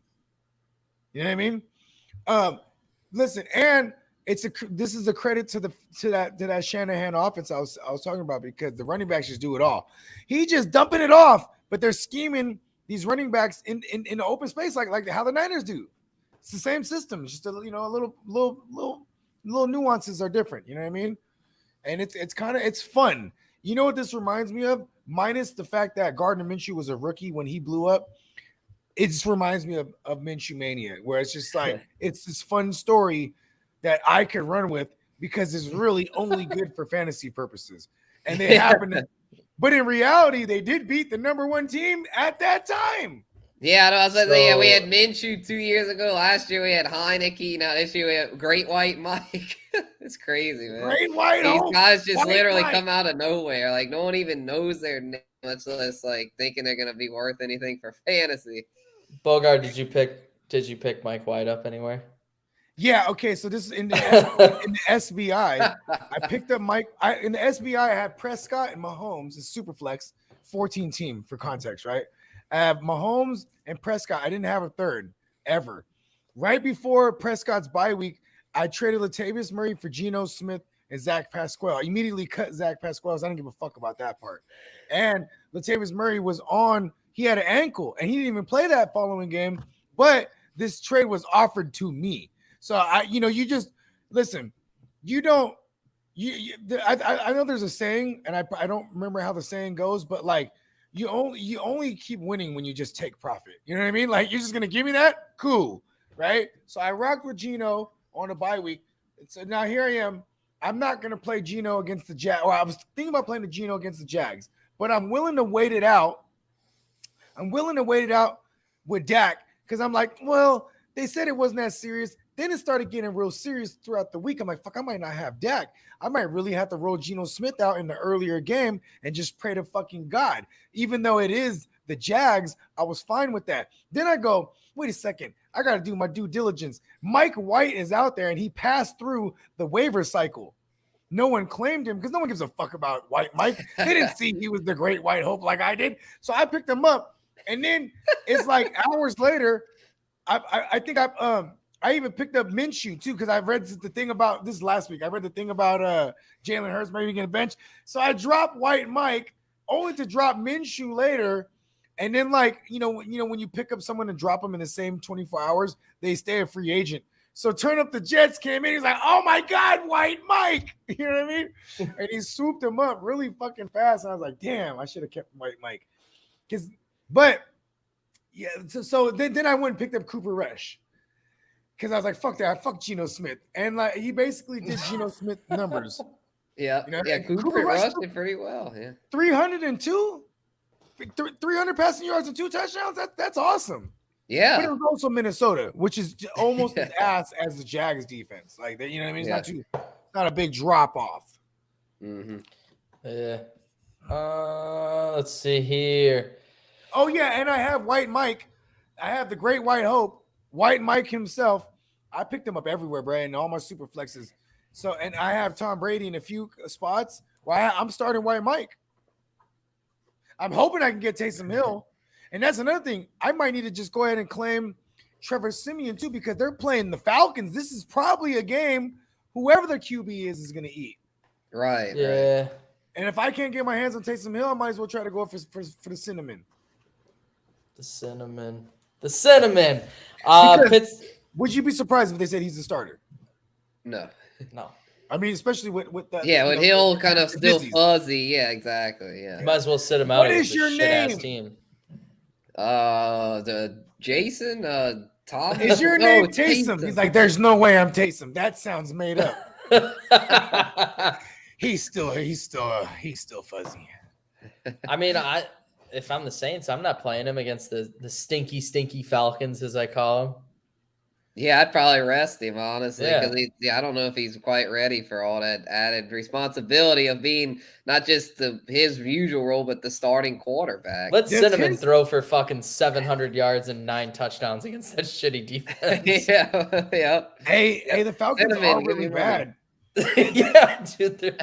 That's kind of a testament to how bad Sam Darnold is because he couldn't capitalize on it. Yeah, well, I gotta say, when I was watching it on Red Zone, damn, they were smacking the shit out of the Panthers. Like the Falcons, man, they were hitting hard. They might not be that good, technique wise, boy, they can hit. Like I give them that. They can knock the shit out of you. So I'm not taking them too lightly. Somebody almost killed Sam Darnold. Remember that? Yeah, and the string bean. The string bean. He's made of strings. Yeah, exactly. Yeah, Eagle hit. God, he got fucking rocked. Yeah, and he was down. And you know what was funny is that was one of those business decisions. After he's like, I'm not going back in this game. I'm paid already. He's like, and his string bean got a good contract. So he's got a lot of M's, bro. He's like, listen, I'm good. I'm good. Well, he got all them M's, dude. He can afford some more food, bro. He's looking tooth. Man, he's like Scrooge McDuck. It's not about having the money to buy things. It's about just having it. You know what I mean? Like, look at all my money. Let me go swim in it. Yeah, you know what I mean, probably gets all of his paycheck in pennies and has it in a vault. He jumps in it. Right? Just fucking dolphins around. He comes, he's the dumbass that thought the cartoon was like, listen, I've seen him do it a million times. So we gotta get a higher diving board. Yeah, like, Robbie, let's go get. No, I gotta go swimming. I gotta go swimming in there, in Miami. I gotta go swim in my money. Yeah, fuck that. Yeah, they're like, I don't need. Hey, Robbie, what you been eating, man? I've been eating money. It sustains me. I just eat it straight from the source. Listen, man, I shit money. I eat money, shit it. I'm just a money making machine. String beans. Oh shit! Malnourished. Pittsburgh beats Cleveland 15-10. That was an ugly ass game, man. That was like the boys, dude. Listen, man, it don't matter how much duct tape and Gorilla Glue you can get for that motherfucker Baker Mayfield's shoulder, bro. It's just a wrap. Yeah, and that whole offense sucks, man. Like Odell Beckham's trash, man. I'm sorry. Like they are just so bad right now. Like he's not good. Big yikes. Yeah, I couldn't believe they had a report. I think it's a false report. They said, the Saints are interested in trading for Odell. I don't believe that. I think that was made up. Why would we have traded for Odell? Don't even have money to do that. Exactly. And then the report was like, and then they were talking, and then it turned out they couldn't make it work financially, so the talk stalled. I was like, well, why did you, like, really? I was like, I think I'll just make shit up half the time. He's freaking Ian Rappaport and these dudes. They just do that shit for clicks. There's no way. There's no way. Cam Newton's gonna end up somewhere. I think they take a look at good old Cam because Sean Payton's got a good look at him playing across from him for all those years, right? So they could bring him in and he could be like a Taysom Hill guy. Yeah, I was about to say, like we had mentioned it earlier. Like I was saying, I don't think the Saints are gonna bring anybody in unless they absolutely have to, because it's gonna take a while to learn that Sean Payton playbook. But I mean, if Taysom stays fuzzy, they're gonna have to bring someone else in, because I really don't think Ian Book, the 4th-round rookie, is a trustworthy backup. I'd rather take a chance on. Jay Love had. I think he was almost there earlier. He was real close to it. Why aren't they just trading for Teddy B? Probably because I mentioned that earlier, but I was thinking because Teddy B. He said Drew Lock. Yeah, I'd rather Teddy B. But I think the thing with Teddy don't go from Drew Brees to Drew Lock ever. No, that just wasn't going to work. Teddy B. Too many Drews, dude. The financial thing, and just I don't know. I think then Denver, I don't know. Then they would have just really just pulled the plug. I think that would have really. Denver, Von Miller was. How about this? Denver seems like they are trying to just. They seem like a team that knows that, hey man, we could be a cool story, or we should really just get hella assets for next year. And I think that's what they're doing, because they're trying to prepare to make a push for our Cousins. Or Rodgers first. Yeah, Rodgers, Russell Wilson, Watson. Russell Wilson and Watson, all these. So they need a lot of assets. And trading a Teddy B to Sean Payton, Teddy B, he's hella happy if that happens. Yeah, I'd have taken him. It's just, between the money and the compensation, draft pick. What's his money right now? He has a 1-year contract. I don't know. He's still on that contract, I think, from Carolina, which paid him a pretty good amount. From Carolina, I didn't know that. Yeah. I'm pretty sure. Yeah, so he's because there was a 2-year deal that. Yeah, it couldn't work financially. That's just the fallback. Oh wait, no. This says that financially. Teddy Bridgewater's current contract is a 1-year deal. See, it's a 1-year. $4.437 million contract guaranteed, including 4.25 guaranteed. There it is. That's what it was. I know I looked this up before because I had to know.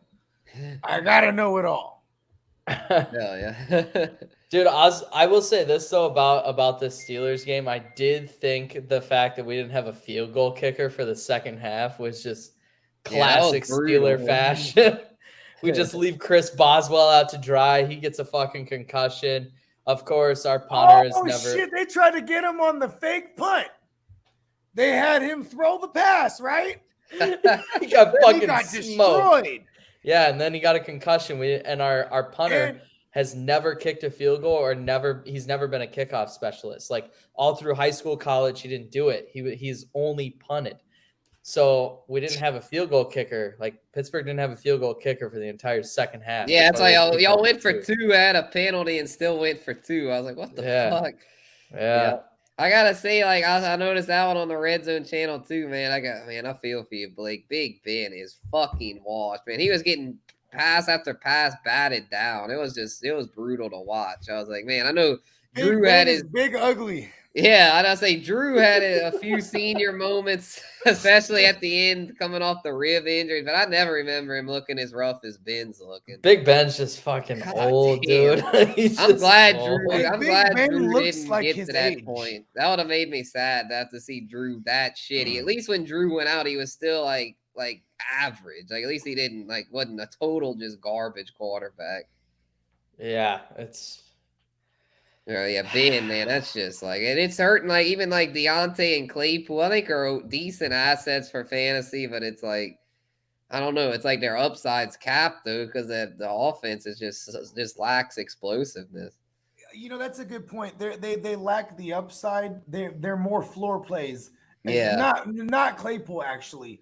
Najee though is the entire offense, and then I do everything short. We gotta like it there. Yeah, like Pat Fryer must have been pretty good. Yeah, because he's a short. He's everything short, all short of A dots. Everyone that lives in that realm, you know what I mean. He's gonna look for you. Deontay Johnson, everything's got to be yak. You know what I mean. Everything. That's why Claypool's not. It's not translating because Claypool's his average depth of target's like 12 yards. 9 yards. When his average depth of target completion for Roethlisberger is like 6 yards, 5 yards. It's all short, bro. Yeah, that's why Deontay thrives because he's a yak guy. We're like Juju, man. Like you'd have thought Juju would have been a better yak guy, but it tells me that Deontay is a much better receiver than Juju. Juju will be back and to the Steelers for cheap again because now he'll be broken, all right? And like I'm telling you, Aaron Rodgers is he's gonna have a field day with that trio and with Najee and even Firemouth. Yeah. Well, what if they what if they manage to swing a deal for bringing in Devontae Adams? If they brought in Devontae Adams, I would shit down my leg. There's two. Here's the thing. They could trade Claypool. Who are they paying right now? They're paying Big Ben and they're paying TJ Watt. You're paying. Yeah, most of the money's tied up in their defense. Who else? All the money's in Joe their Hayden, defense I think. Because remember this Fitzpatrick. Yeah, so Fitzpatrick deserves it. Hayden's a he's role getting player. up in age. Yeah, he'll probably get cut. Yeah. Yeah, he'll be gone. And think about this. They had Cam Hayward. They had the whole thing with Big Ben this year. Remember, Big Ben was like, listen, they owed him $40 million or whatever the fuck it was, $30 million. Yeah, they had to reduce that. Deal where they were over the cap. They're going to bring in Aaron Rodgers. It's going to be like $30 million because that's what he's getting paid right now. He's around that range. And so you think it's a done deal, Aaron Rodgers? I'm thinking Rodgers. Yeah. What about Rodgers to Denver? See, here's the thing. Do you think Pittsburgh's more likely? Yeah, because they're both out the conference. So if I'm Aaron Rodgers and this is a trade. It's not a no trade clause, but it's one of those things where it's like he has to want to go there. You know what I mean?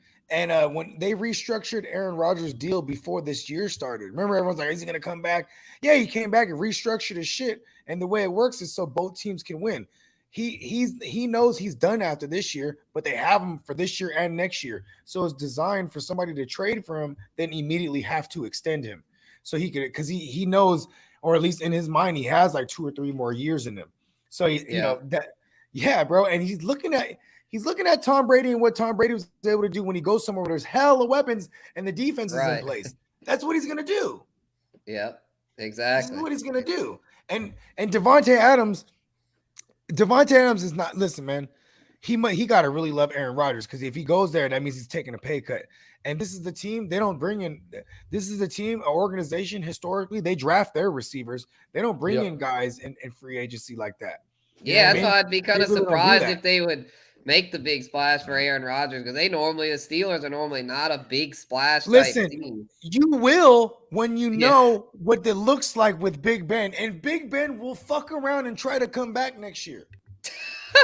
He'll be like, listen, he'll say the whole I'm gonna retire thing again, and then he'll do the whole, well, you know what, maybe not, and you know what, let's go for one more go. And then like it's like, remember this year's like, I'll be back if they want me back. Like, yo, you're a bitch. You sound like a bitch. Like, man the fuck up and use your words. You know what I mean? I'll come back if they'll have me. The fuck up. You didn't say that when he was trying to, he didn't say that when he was trying to rape the bitch, did he? Well, shit. No, you was trying to take it, you motherfucker. Yeah, he had the guaranteed money. He damn right he wasn't going to walk away from that $40 million.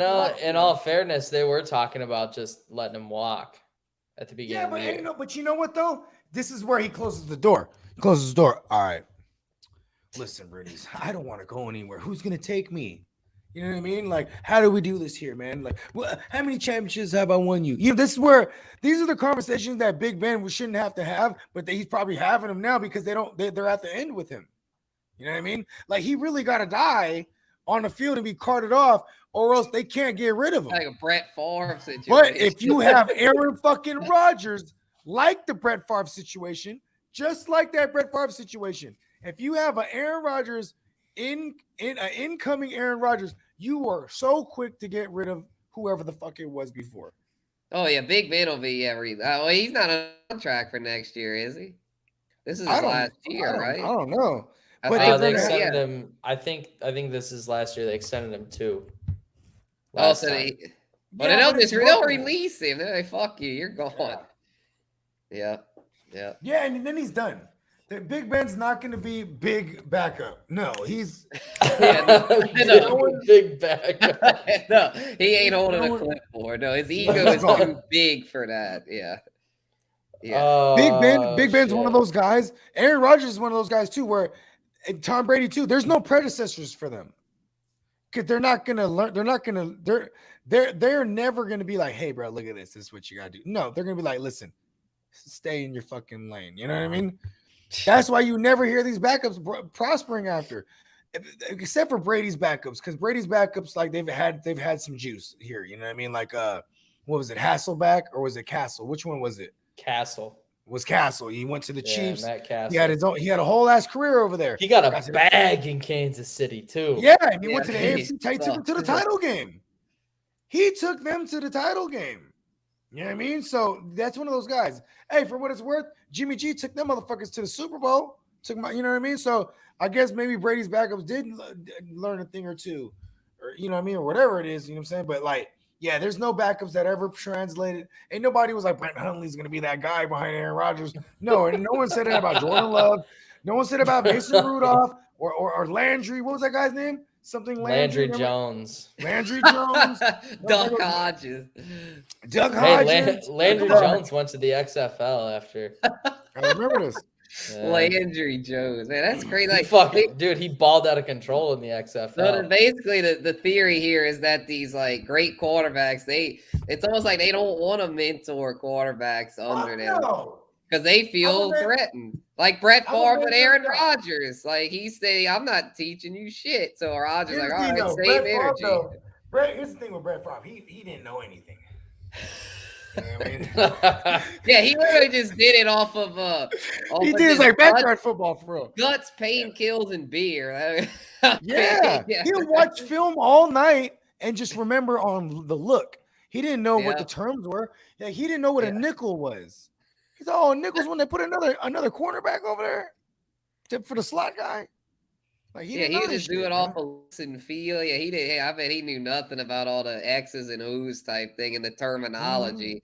Like he, for no way, he was like with Peyton Manning, with all the Omaha, Omaha. Brett Favre was just like, "Fuck it, I'm throwing it." Like, Yeah, yeah. Brett Favre's like, there's fucking Bush Light, Wrangler jeans, and Aaron Andrews, buddy. That's all I care about. Oh yeah, Is simple that man. who he? Hold on, what's the Aaron Andrews thing? Did he have a thing with her? I don't think. No, That was, he had to do with that Jets reporter, where he kept like calling her and shit, like kept leaving her creepy Oh, voicemail. that's what it was. I remember. oh, was it her? I thought it was Aaron Andrews. I don't fucking think. know. Oh, yeah, it was this Jets report, and he would kept calling her, and he was like, I guess he had met her at practice or something. She probably interviewed him or some shit, and he was wanting her to come over to his place or whatever after practice, and he was like, hey, just got home from practice. I'm really hoping that you come over tonight. Just let me know. I've been calling you. Wish you call me back, or like it's like good old boy trying to play it cool, and she's probably like, "Stop calling me." And then he called her again, and he's like, "So that's how you feel about me?" Well, I'm still trying. Just got done with practice. Jen Sturger. Yep, Jen Sturger. Yep. Yeah, they Yeah, have a video that's of it with leaving the yeah. voicemails. Like I guess she recorded them or whatever. Like, oh my He God. sent fucking dong pictures to her too. Yeah. Then he's like, oh, they're not answering me. All right. This will get her. Yeah. Turned on. He said, Fucking what a legend, dude. What a legend. so funny, dude. Yeah, married man, he don't give a fuck. He's got a new young thing, and I'm off in New York with the Jets. Oh yeah, I'm gonna get me some new ass. It's gonna be a good fucking night. I'm sending my dog immediately to a reporter. Holy shit, man. Yeah, that's who it was. That shit is fucking wild, dude. Yeah, And then SNL Saturday Night Live did that skit where they did the Wrangler jeans, but there was like the hole in it. Oh, yeah, for the your no-fly Wrangler jeans. Yeah. Oh shit! I remember this. Just got Hey, it's so done funny. with practice. I forgot how much. Like this is before memes too, where it was like Brett Yeah. Favre would have been meme to death during those times. Oh yeah. Oh yeah, yes. Like how Yes, many he times did he definitely would've. retire, bro? That shit was funny. Like, listen, I don't know, he'd be crying. Yeah, he'd be all emotional. Yeah, Like, hell oh, of a well, career. they got I on Green Bay, player my whole career. You know, And then a month later, I'm gonna come back, play for New York Jets. Then he retires again. I'm going back for the Vikings, and we beat him out of the championship. He's like, I'm back He again. Then he almost dies on the went. field.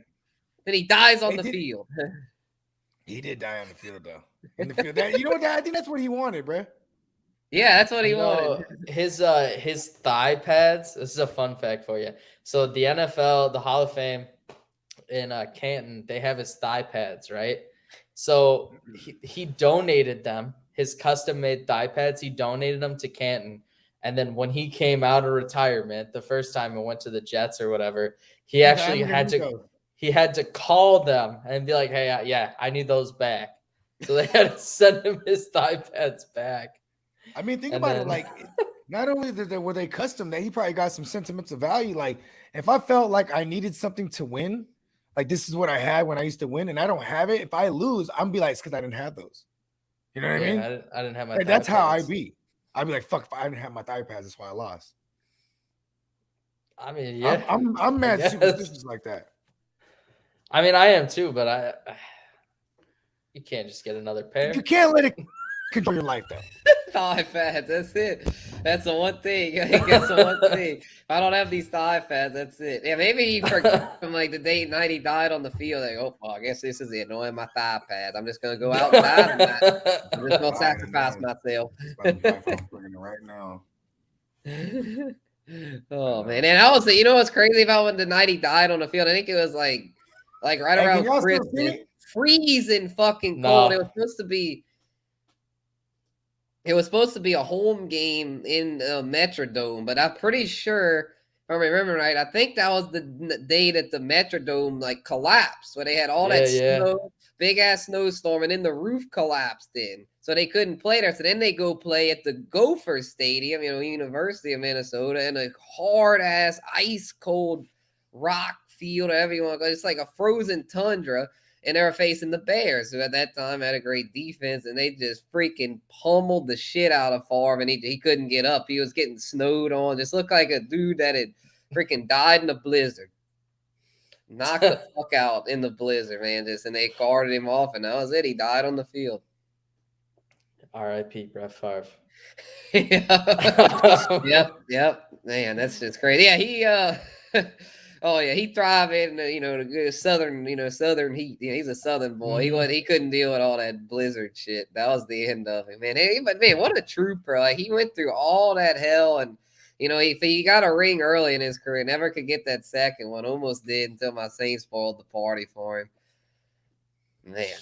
Brett It's Favre, crazy. man. It's like we could talk. Like, it's kind of like Andrew Luck. It's one of those just like infamous figures that we can talk about all night. It's just like a guy that's just like, is he even human? It's just like, and it's all, they're like total polar opposites almost. Like, Andrew Luck was the guy that played it smart and got out young before he got all beat up. And you got Brett Favre, who was just continuously would get beat up and just more pain pills. I'm gonna keep going, y'all. That's all that's like football. All he knew, like, this is all I know. Like, where Luck is in all the book clubs and shit and all that. Like, right. He's like an intellectual. Andrew Luck's extremely intelligent, dude. Exactly. Yeah. Can't say the same about old Favre as far as that. He might be Favre's a good old boy. Reading the defense, but when it comes to reading the book, I think he'll leave that to somebody else. Yeah, right. No shit. Bogart's computer died. He's hopping back in here in a second. He just plugged it in. For sure. In the meantime, we can talk about a game that really didn't fucking matter at all. Yeah, both of these teams are garbage, and Minshew got a little bit of playing time in the end. Minshew to Ginsu, nothing significant, but I'd almost rather him, man. Like, I mean, I know Jalen Hurts is good for fantasy, but I miss the Ginsu, man. I kind of wish he'd get in and as some. I don't know, man. Jalen Hurts is just like, he kind of annoys me because it's like, for fantasy, I get this perception that Jalen Hurts is this good quarterback, but in reality, he's really not, because in this game, he didn't even do much. Like, I don't know. Maybe I'm being too harsh on the man. I like the Ginsu, though, man. I miss him. So do I. He's fucking awesome. All those crazy stories about like Gardner and like, weightlifting in a fucking jockstrap mustache. Right. Like, the jockstrap king. Yeah, guy's awesome. But like, yeah, he like a cult figure. Yeah. I don't think I have a hard time getting behind any Alabama quarterbacks. I know, man. Yeah, they're just so boring, man. Freaking Jalen Hurts to Mac Jones. They all just, I don't know. Saban just has a way of ruining people. I feel like he's like a cult himself. Like, that whole deal in Alabama. Yeah, they win all the time, but they just like, it's just so I don't know. It's just no swag there. It's just, yeah, they win, but it's boring as fuck. Yeah, they what's interesting about them. So I don't remember. This might have been Bogart like a couple weeks ago talking about this, or maybe I heard it somewhere else. I don't remember, but I saw, or I heard someone say that the reason Alabama quarterbacks don't amount to anything in the NFL is because NFL teams aren't put together like Alabama. For example, Alabama isn't that much better than everyone else. They're just better at developing their high school athletes that are 5-star athletes. But when it comes down to it, there's so many weapons around a quarterback that when a quarterback gets to the NFL and those weapons aren't around them like that, they suffer. And it's like, it's kind of crazy when you look at it, because Alabama quarterbacks tend to translate. Yes, exactly. Thank you. I mean, you know what, Mac Jones, though? Here's the thing. Mac Jones, like, no one sleep on the Patriots right now. I'm sleeping all day. I'm just saying, because maybe not this year, but like, this is like Mac Jones it's the exception to the rule about the quarterbacks from Alabama not going to be able to translate, because he will. I mean, he's coming from a system. This is like the phone call that Belichick makes all the time. You know what I mean? Like, Nick Saban basically breeds his guys to go to Belichick, because that's all they really do is draft Alabama guys. Even all the way down to Damian Harris. Like, hey, how's this kid? Hey, he's a good running back. Yeah, all right, I'm going to get him. And he sits him for a year. He sits him for a year. Yep, Like and then now he's their lead guy. Yeah, I wrote He's that in their my, lead- in my NOLA.com column today. Like Damian Harris is like finally a trustworthy Belichick running back. Like it's crazy. because they have a rookie, so you need to lean on the run. And then Yeah, you add up yeah. all the injuries that they have.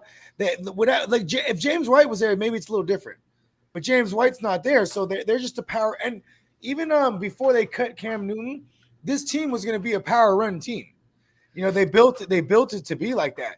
Two solid tight ends that could block and run. Then Yeah, you they have traded Sony Michelle, so that cleared the path for Harris to really blow up. exactly. You know what I mean? And you know what's crazy? If Sony Michelle doesn't go to the Rams, you know what I'm saying? He eventually ends up on the Ravens or something. They were going to move him, and there was going to be teams that still needed a running back. You know what I mean? Oh yeah, they knew that. Yeah, so they had him dangling. Yep. And like he's a guy that it's his fourth year on his rookie contract, 18, 19, 20, 21. Yeah, and he's a first round pick. So like you have a fifth year option. People would trade for Sony Michelle. This is why Belichick and him is smart. Yep. Look at what they did with Gilmore. Yeah, They there's a said- reason they've been successful. They said like do this. business. They go like this. They go, "Hey world, we're gonna cut Stephon Gilmore. He's out of here." And then, but the technicality is, they say they're releasing him. He's gone, and it's 24 hours before that deadline. So you know what I mean, because he had a certain deadline, right? That's from the moment you say he's out, they have all the way until 24 hours, and someone can still try to send in an offer. So he Of course, you're gonna do that. You're gonna bait. Hey, do you want to have a bidding war? Stephon Gilmore go walk, Right. and like he's gonna walk straight. This is where the Panthers. This is where I like the Panthers. They're like, fuck that. He's gonna go walk straight over to the Bucks. Right. So they had the cock block the Bucks for sure. Because if not, he was gonna. Yeah, that's their biggest need right now is cornerback. I mean, before Infamous got hurt, we were torching him down the field. Fuck yeah. Yep, exactly. Yeah, I mean, when Cinnamon came in, I mean, he's not a big deep ball guy, but I mean, I'm telling y'all, if Infamous, we'd have won big. I think with Infamous, we'd have kicked their fucking ass. I really do. Like Infamous was balling. That's why they took him out, man. They did us dirty. But anyway, yeah. Hey, Devin White too. He was drafted to the team after, huh? He was drafted there 2020. 2019, maybe. 2019. Okay, so 2019. he played 19. Same year as Devin Bush. So that's right. But yeah, Devin Bush and the Steelers. So he played 1 year. Studs. He played 1 year with Infamous, and he was like, if I get my hands on him, he's like, listen, you motherfucker, we didn't win one with you. You know what I mean? Yeah, that was I mean, was it a play where he was running too? I don't remember. Was Jameis? Did he break the pocket? Was it one of them? I can't remember now. I think it was he is in the pocket and was kind of rolling out and then got a horse collar tackle and then his knee it was a bad angle and it was brutal to watch. Yep, it was tough to see. Yeah, but yeah, I guess anyway, yeah, let's I guess we can move on to a different game. That Eagles line, that garbage, man. That game sucked. Hey, listen. Hey, I was saying earlier, I was like, shout out to the Ginsu. He got a little playing time. I wish he was a starter again. And you know what? That was the only time Kenny Gainwell was relevant. Like everybody that was on the Kenny Gainwell thing, I didn't blame you, but I'm on record all week last week saying I'm going elsewhere from Kenny Gainwell. You had all the signs were there. Not only is Boston Scott been like a guy who could step in and fill in when there's no Sanders. You also had the fact that Jordan Howard got elevated from the practice squad. That guy ruined everything, man. Screw Jordan Howard. He ruined Montgomery's rookie year.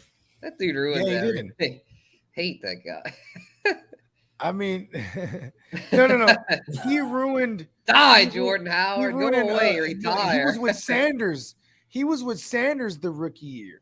Oh, he was? I thought he was with the Yeah. Bears still. He was you know who Okay, fucked up? okay. It was Mike Davis actually and Cordero Patterson that fucked it Oh, up for yeah, Montgomery. Mike Davis. Yeah, And because stupid Matt Nagy. I remember it was really Matt Nagy because Yeah, in he gave, hindsight, he gave Of Mike course, it was Davis fucking the Matt lion's Nagy. share week 1. We're like, what the fuck is this? He was Yeah, the third string running back.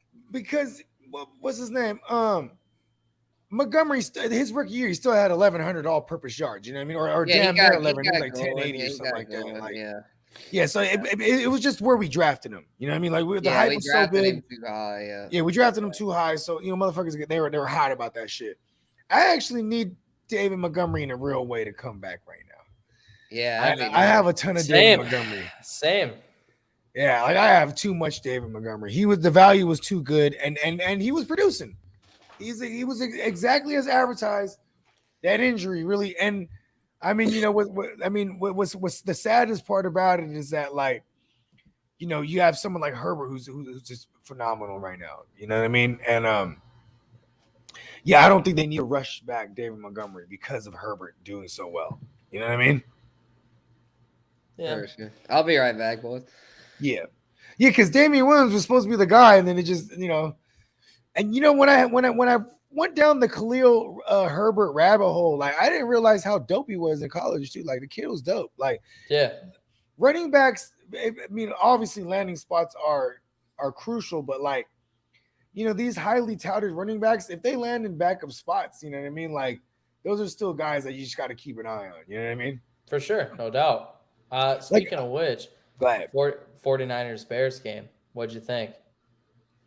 I thought this was a big bounce back game for us. Like I had us winning this game.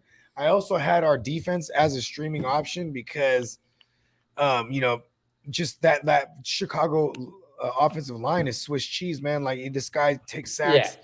He's always on the run, and like he had a big, phenomenal electric fucking run on us. But you also had Jimmy, who's I was saying this all week last week. I said, this is a game the Niners are going to win. Jimmy is a streaming option. You know what I mean?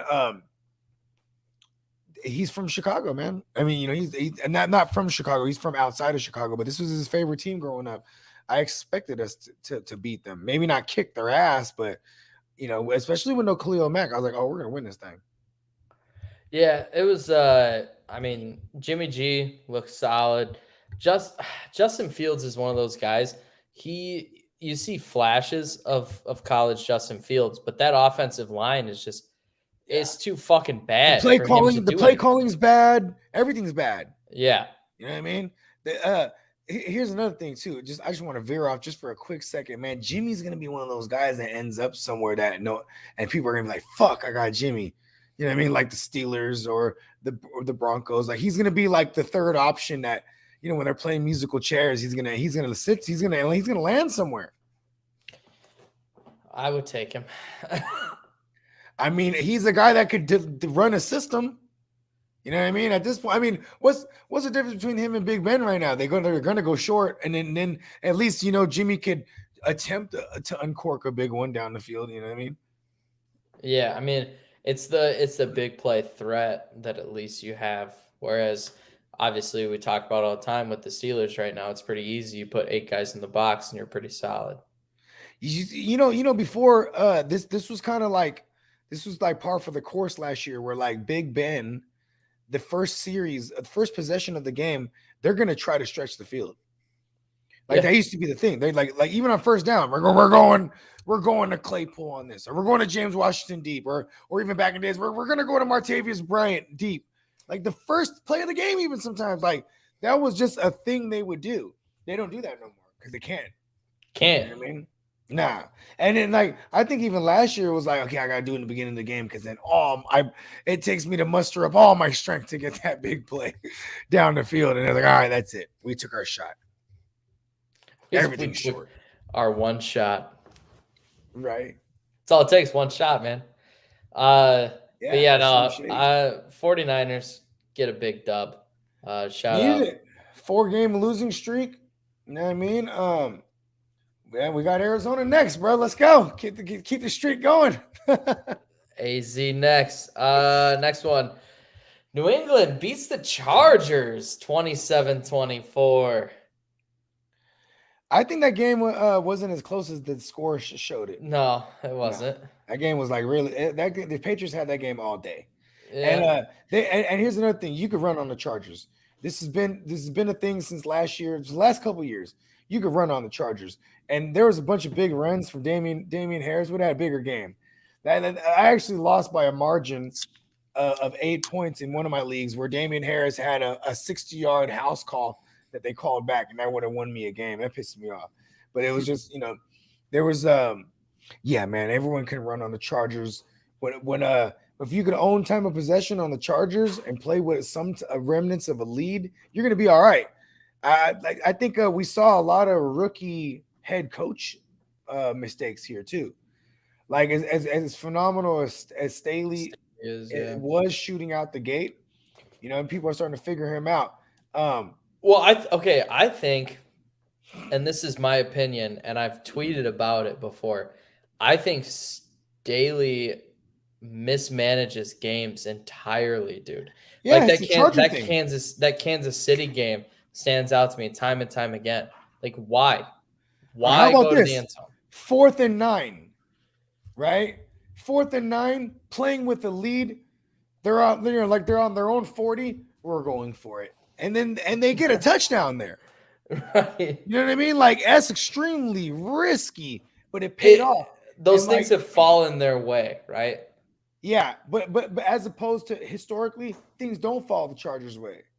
Like when you say he's poor at clock managing and decision making, I think that's just the Chargers' curse there, that's man. The Charger way, man. They just they look good on paper, but they always butcher it in clutch moment. What's their record? 4-3. They're still in it, but they gotta watch that shit, man.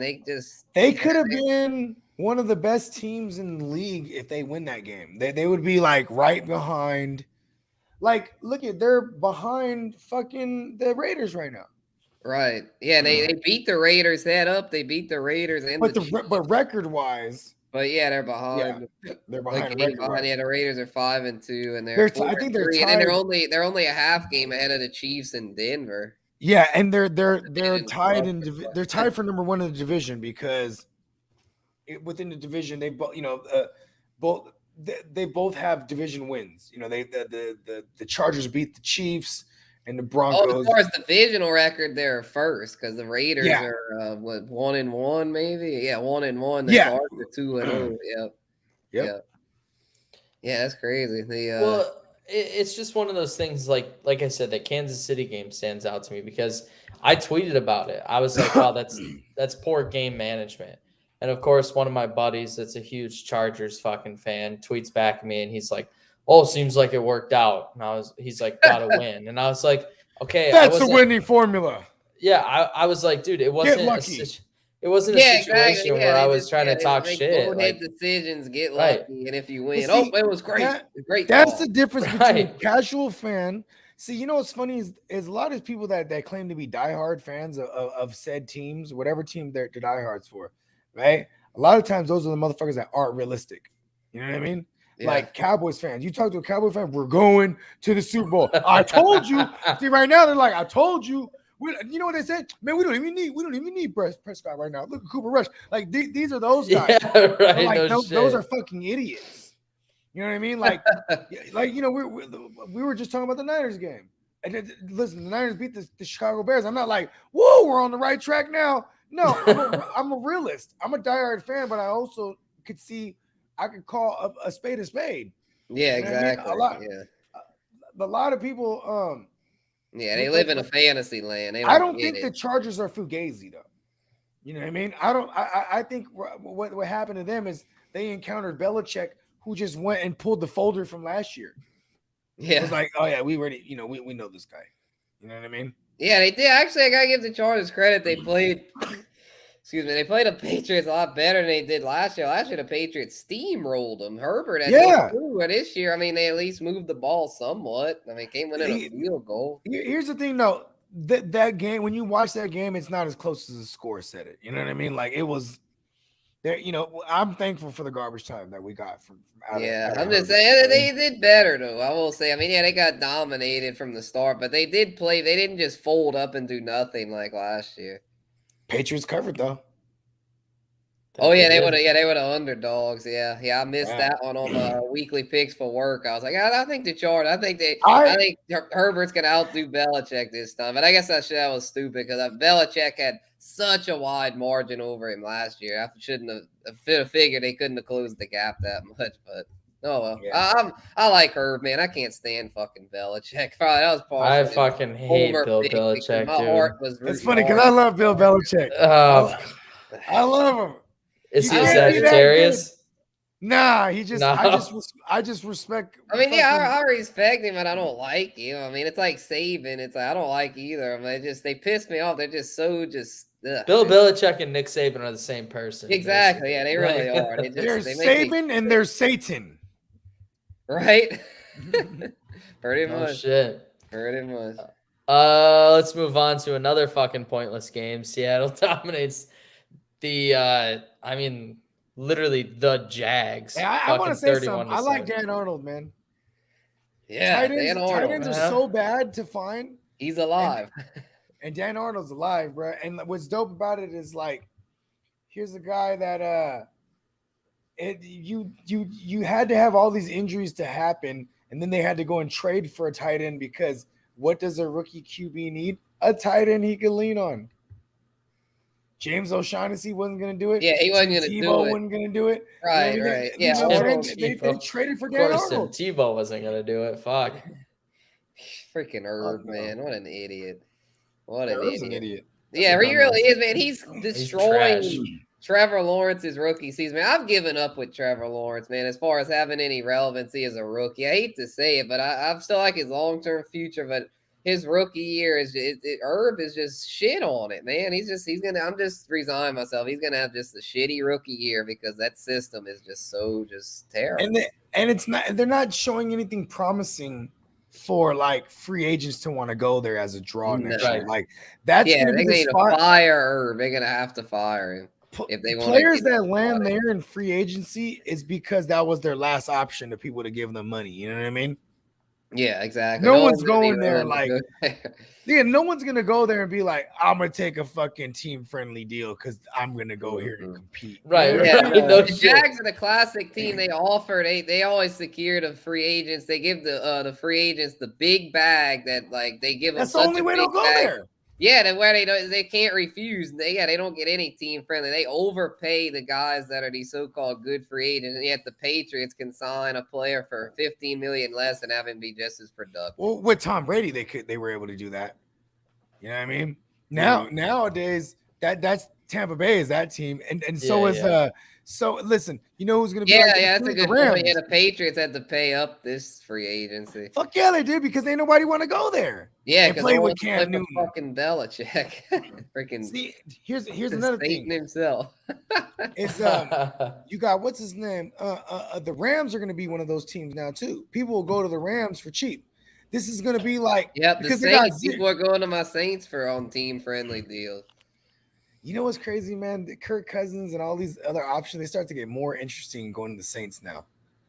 Like just like whoever doesn't get Aaron Rodgers, I think would be hella happy to get Kirk Cousins. I could see that, but it's within the conference though. It's not within the division, so I think it could maybe happen. Yeah, it's still possible. It's not impossible, right? But here's another thing. Why is it? Because they need to make a lot of room cap wise to bring over Russell Wilson. Unless Russell Wilson is a hell of a money guy coming off the books. I mean, I can't think of it. And the cap is going up. It is going to go up. Enough money, I think. The cap is going up too. So. Yeah, but speaking of Seattle, though, if they trade Russell Wilson, what the fuck are they going to do? Like, Geno Smith sure as hell ain't the answer. That's why if you make a trade if you trade away Russell Wilson, it's got to be a team that gives you an immediate high first-round pick. Or maybe we could give him Infamous. See, here's the thing: is like Infamous. That would have to be a trade that would have already happened. You But only have he's Infamous. a free agent, so Yeah. it's like, yeah, I don't think. And Taysom Hill, they put Taysom. Though Sean Infamous- Payton loves Taysom, he ain't trading him. I Sean think Payton Infamous would is rather the keep guy. Taysom. Jameis Winston's the guy that's going to get signed after a Jimmy G gets signed next year. Yeah, he'll be You know what I probably a mean? late signing on a 1 year Because deal with incentive. He's coming off an ACL. Yeah. And Yeah, and that's MCL good luck, too. man. Like it's really unfortunate for the kid, Yeah. man. Yeah, it really is. Yeah. Yeah. Yeah. Yeah, just Seattle though, man. It's just, what are they gonna do? I guess just start from scratch. I mean, damn. You gotta. Yeah, but see, you know what? Too, What about I think, Pete Carroll's old ass? He I was might gonna just say retire. he's like, not going to start all over with another QB. I think probably just be like, fuck it, I'm done. I think Russell Wilson. I think that as fun as that would be, is that Russ can get traded somewhere. I think Russ spends his entire career over there. Like it's just one of those things. Like he hindered that team with getting the big bag, and I remember Marshawn Lynch. He said it best. He said, "Good luck, bruh, trying to win a Super Bowl without me." Like this was that year. The next year that after that year, he was like sour. Yeah, and he got that big bag, and they released Lynch. Exactly. They released everyone. Yep. They couldn't bring back Richard Sherman. They couldn't bring back Sherman. Cam Chancellor retired. Earl Thomas. Yeah, well, Earl Thomas legal issues, but yeah, it was well, no, they let him go first. Oh yeah, he broke his leg. Yeah, they let him against go. the Cowboys. Yep, they let him go. It was before the trade deadline. He wanted to get traded to the Cowboys. Yeah. And then because he grew up a Cowboys fan, yeah, here they are playing the Cowboys, the team he loves, fucking breaks his leg. Yeah, and then he's on with the air cast on, being carted off, and he's flipping off the sideline of the Seahawks. It really was for Pete Carroll, but you know what I mean, like yeah, that whole deal crumbled. Let him go. Ever since Russ got his bag, it's crumbled. And that's what happens. That's why you got to respect, as much as everyone wants to hate Tom Brady and Bill Belichick. Bill Belichick was like, "Hey, just you're gonna take less money." You know what I mean? Like, and yeah, he would probably remind him, "Hey, man, how's your marriage going? Yeah, it's good. Yeah, because she's worth $400 million. You could take a pay cut. You know what I mean? Right. No like shit. You're okay. You know what I mean? You got the Uggs. You got your UGG endorsements. You got avocados, fucking acres. TV12. Yeah, avocado sponsors. Like you're all right. You're gonna keep taking this fucking team friendly deal, and then we're not even gonna go spend money crazy neither. It's just so we could be flexible when need be. That's the thing. They didn't go out. They didn't make Tom Brady take team friendly deals so they can go out and sign big free agents. No, so they could keep role players. Yeah, depth, keep quality depth in the quality depth. And there wasn't no one really breaking the bank, but everyone was paid decent. That was the Patriot way. You know what I mean? And then they go get second chances to guys. You know what? This guy, Danny Amendola, he's over there dying with the Rams. Let's go throw them like a 6th rounder and let's go get him out of there. You know what I mean? Yeah. Just so he could be depth. Yep, just cornerbacks like Aqib Talib. He's dying. Let's bring him in. Yeah. Let's go trade for him. Let's go fucking right? Like Stephon Gilmore. Yeah, they watched him with the Bills. Brandon Browner. They bring in all these. Did Stephon Gilmore come from the Bills or the Ravens? He started his career with the Bills. I can't remember how they acquired him now. Let me check on that. I think maybe did he sign in free agent? Because I know. Or did they trade for him? I think they signed for him. Okay, he went from the Bills to New England. Yeah, okay. Yeah, so because he was drafted to the Bills, and they didn't know what to do with him. They didn't want to pay him, and then that was the first time New England was like, all right, we'll pay you market value. You know what I mean? Yeah. And he was an All-Pro for him, so it worked out. Hell of years, and they do this all the time, man. They're or they bring over Matt Judon. We're like, this is the first time we're doing this whole new thing where we're spending money now. Let's go actually pay a guy that's worth it, because that's a move that Brady can never get them to do when he was there. Hey, let's bring over a monster like in free agency, like let's bring over Matt Judon. They didn't do that shit. You know what I mean? Yeah, it's true. Yeah, because you have Brady. Listen, look at all the weapons they brought Brady. They brought him big name weapons for what it's worth over time. Besides that, most of the time, Brady made these no-name guys into household names.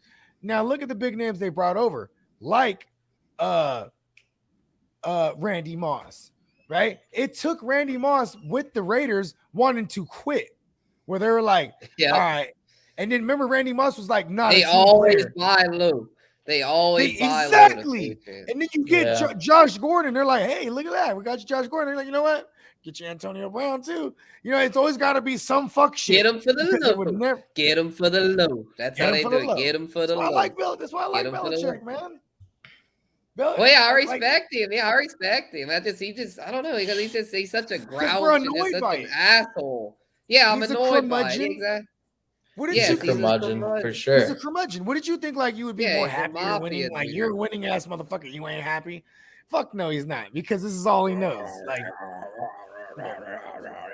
yeah, like his son Steve Belichick, motherfucker, looks like he's never left the basement. He's locked in there watching film. You better watch more film, son. There's not enough film. You gotta watch more.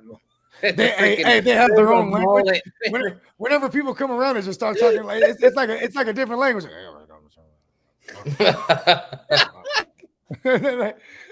Hold on, there's people coming talking Belichick.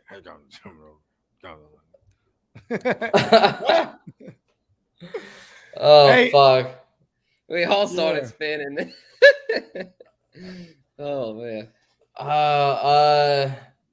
Broncos beat the Washington football team in what was a fucking disaster of a game. That's a ugly ass game, bro. Yeah, we've had a lot of shitty fucking games this week, man. Yeah. Man, this was terrible. Fucking. That is just a disaster, dude.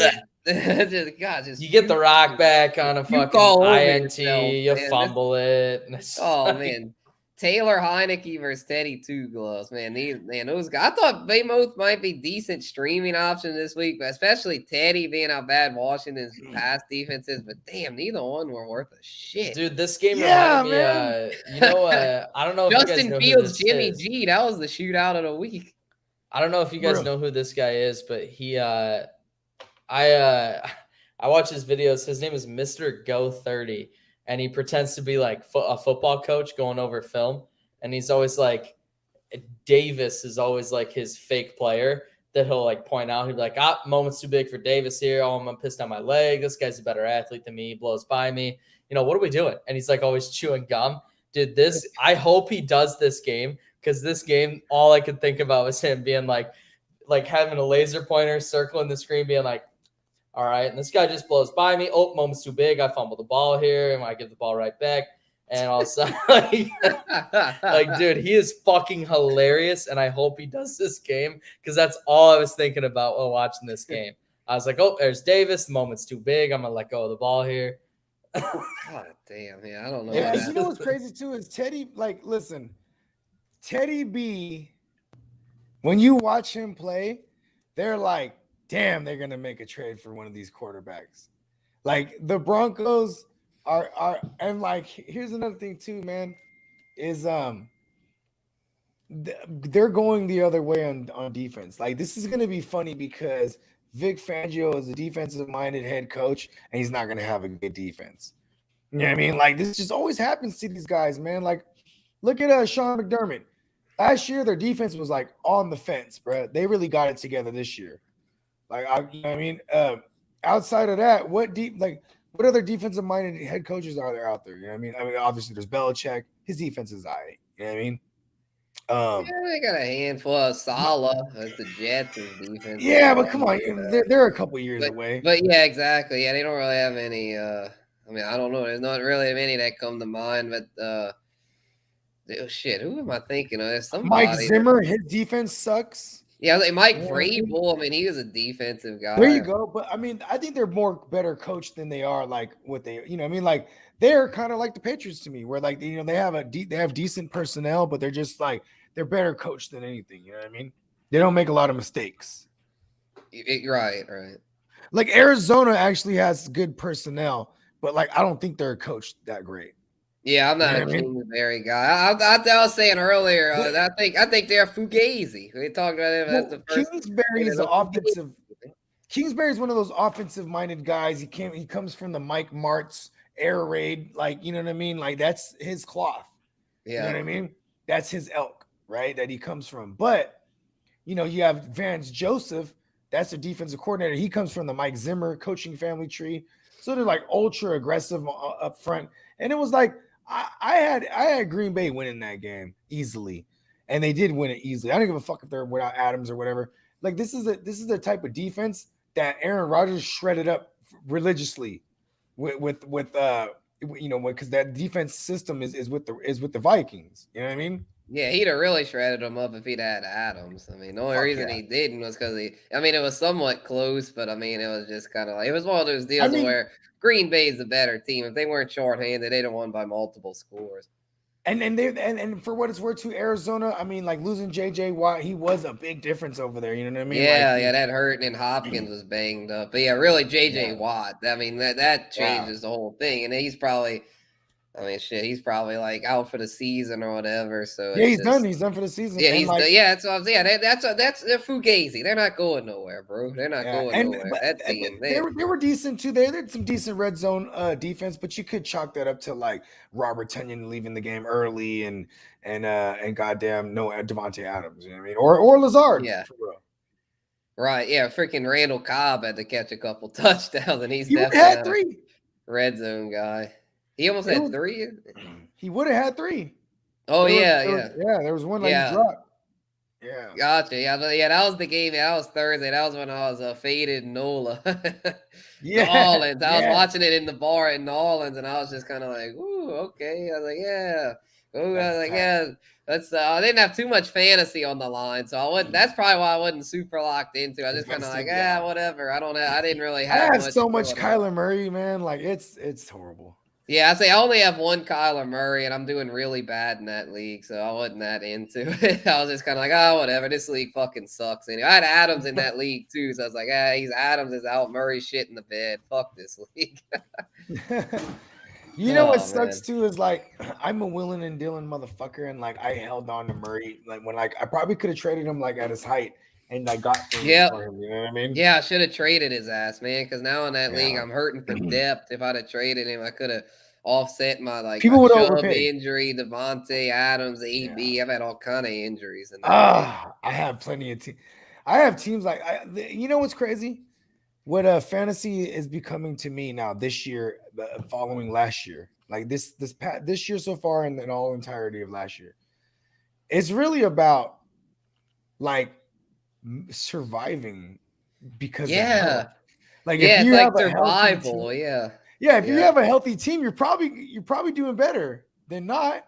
It's about survival at this point. Yeah, right. Like it's harder to take chances. Like in the older days, like it was you could do like hot takes and such, and a lot of times hit. Where now it's just like it's almost like you got to just go with the healthy guys because the guys that are more the fringe guys are just like they're just the only reason they're in there is because the starters hurt.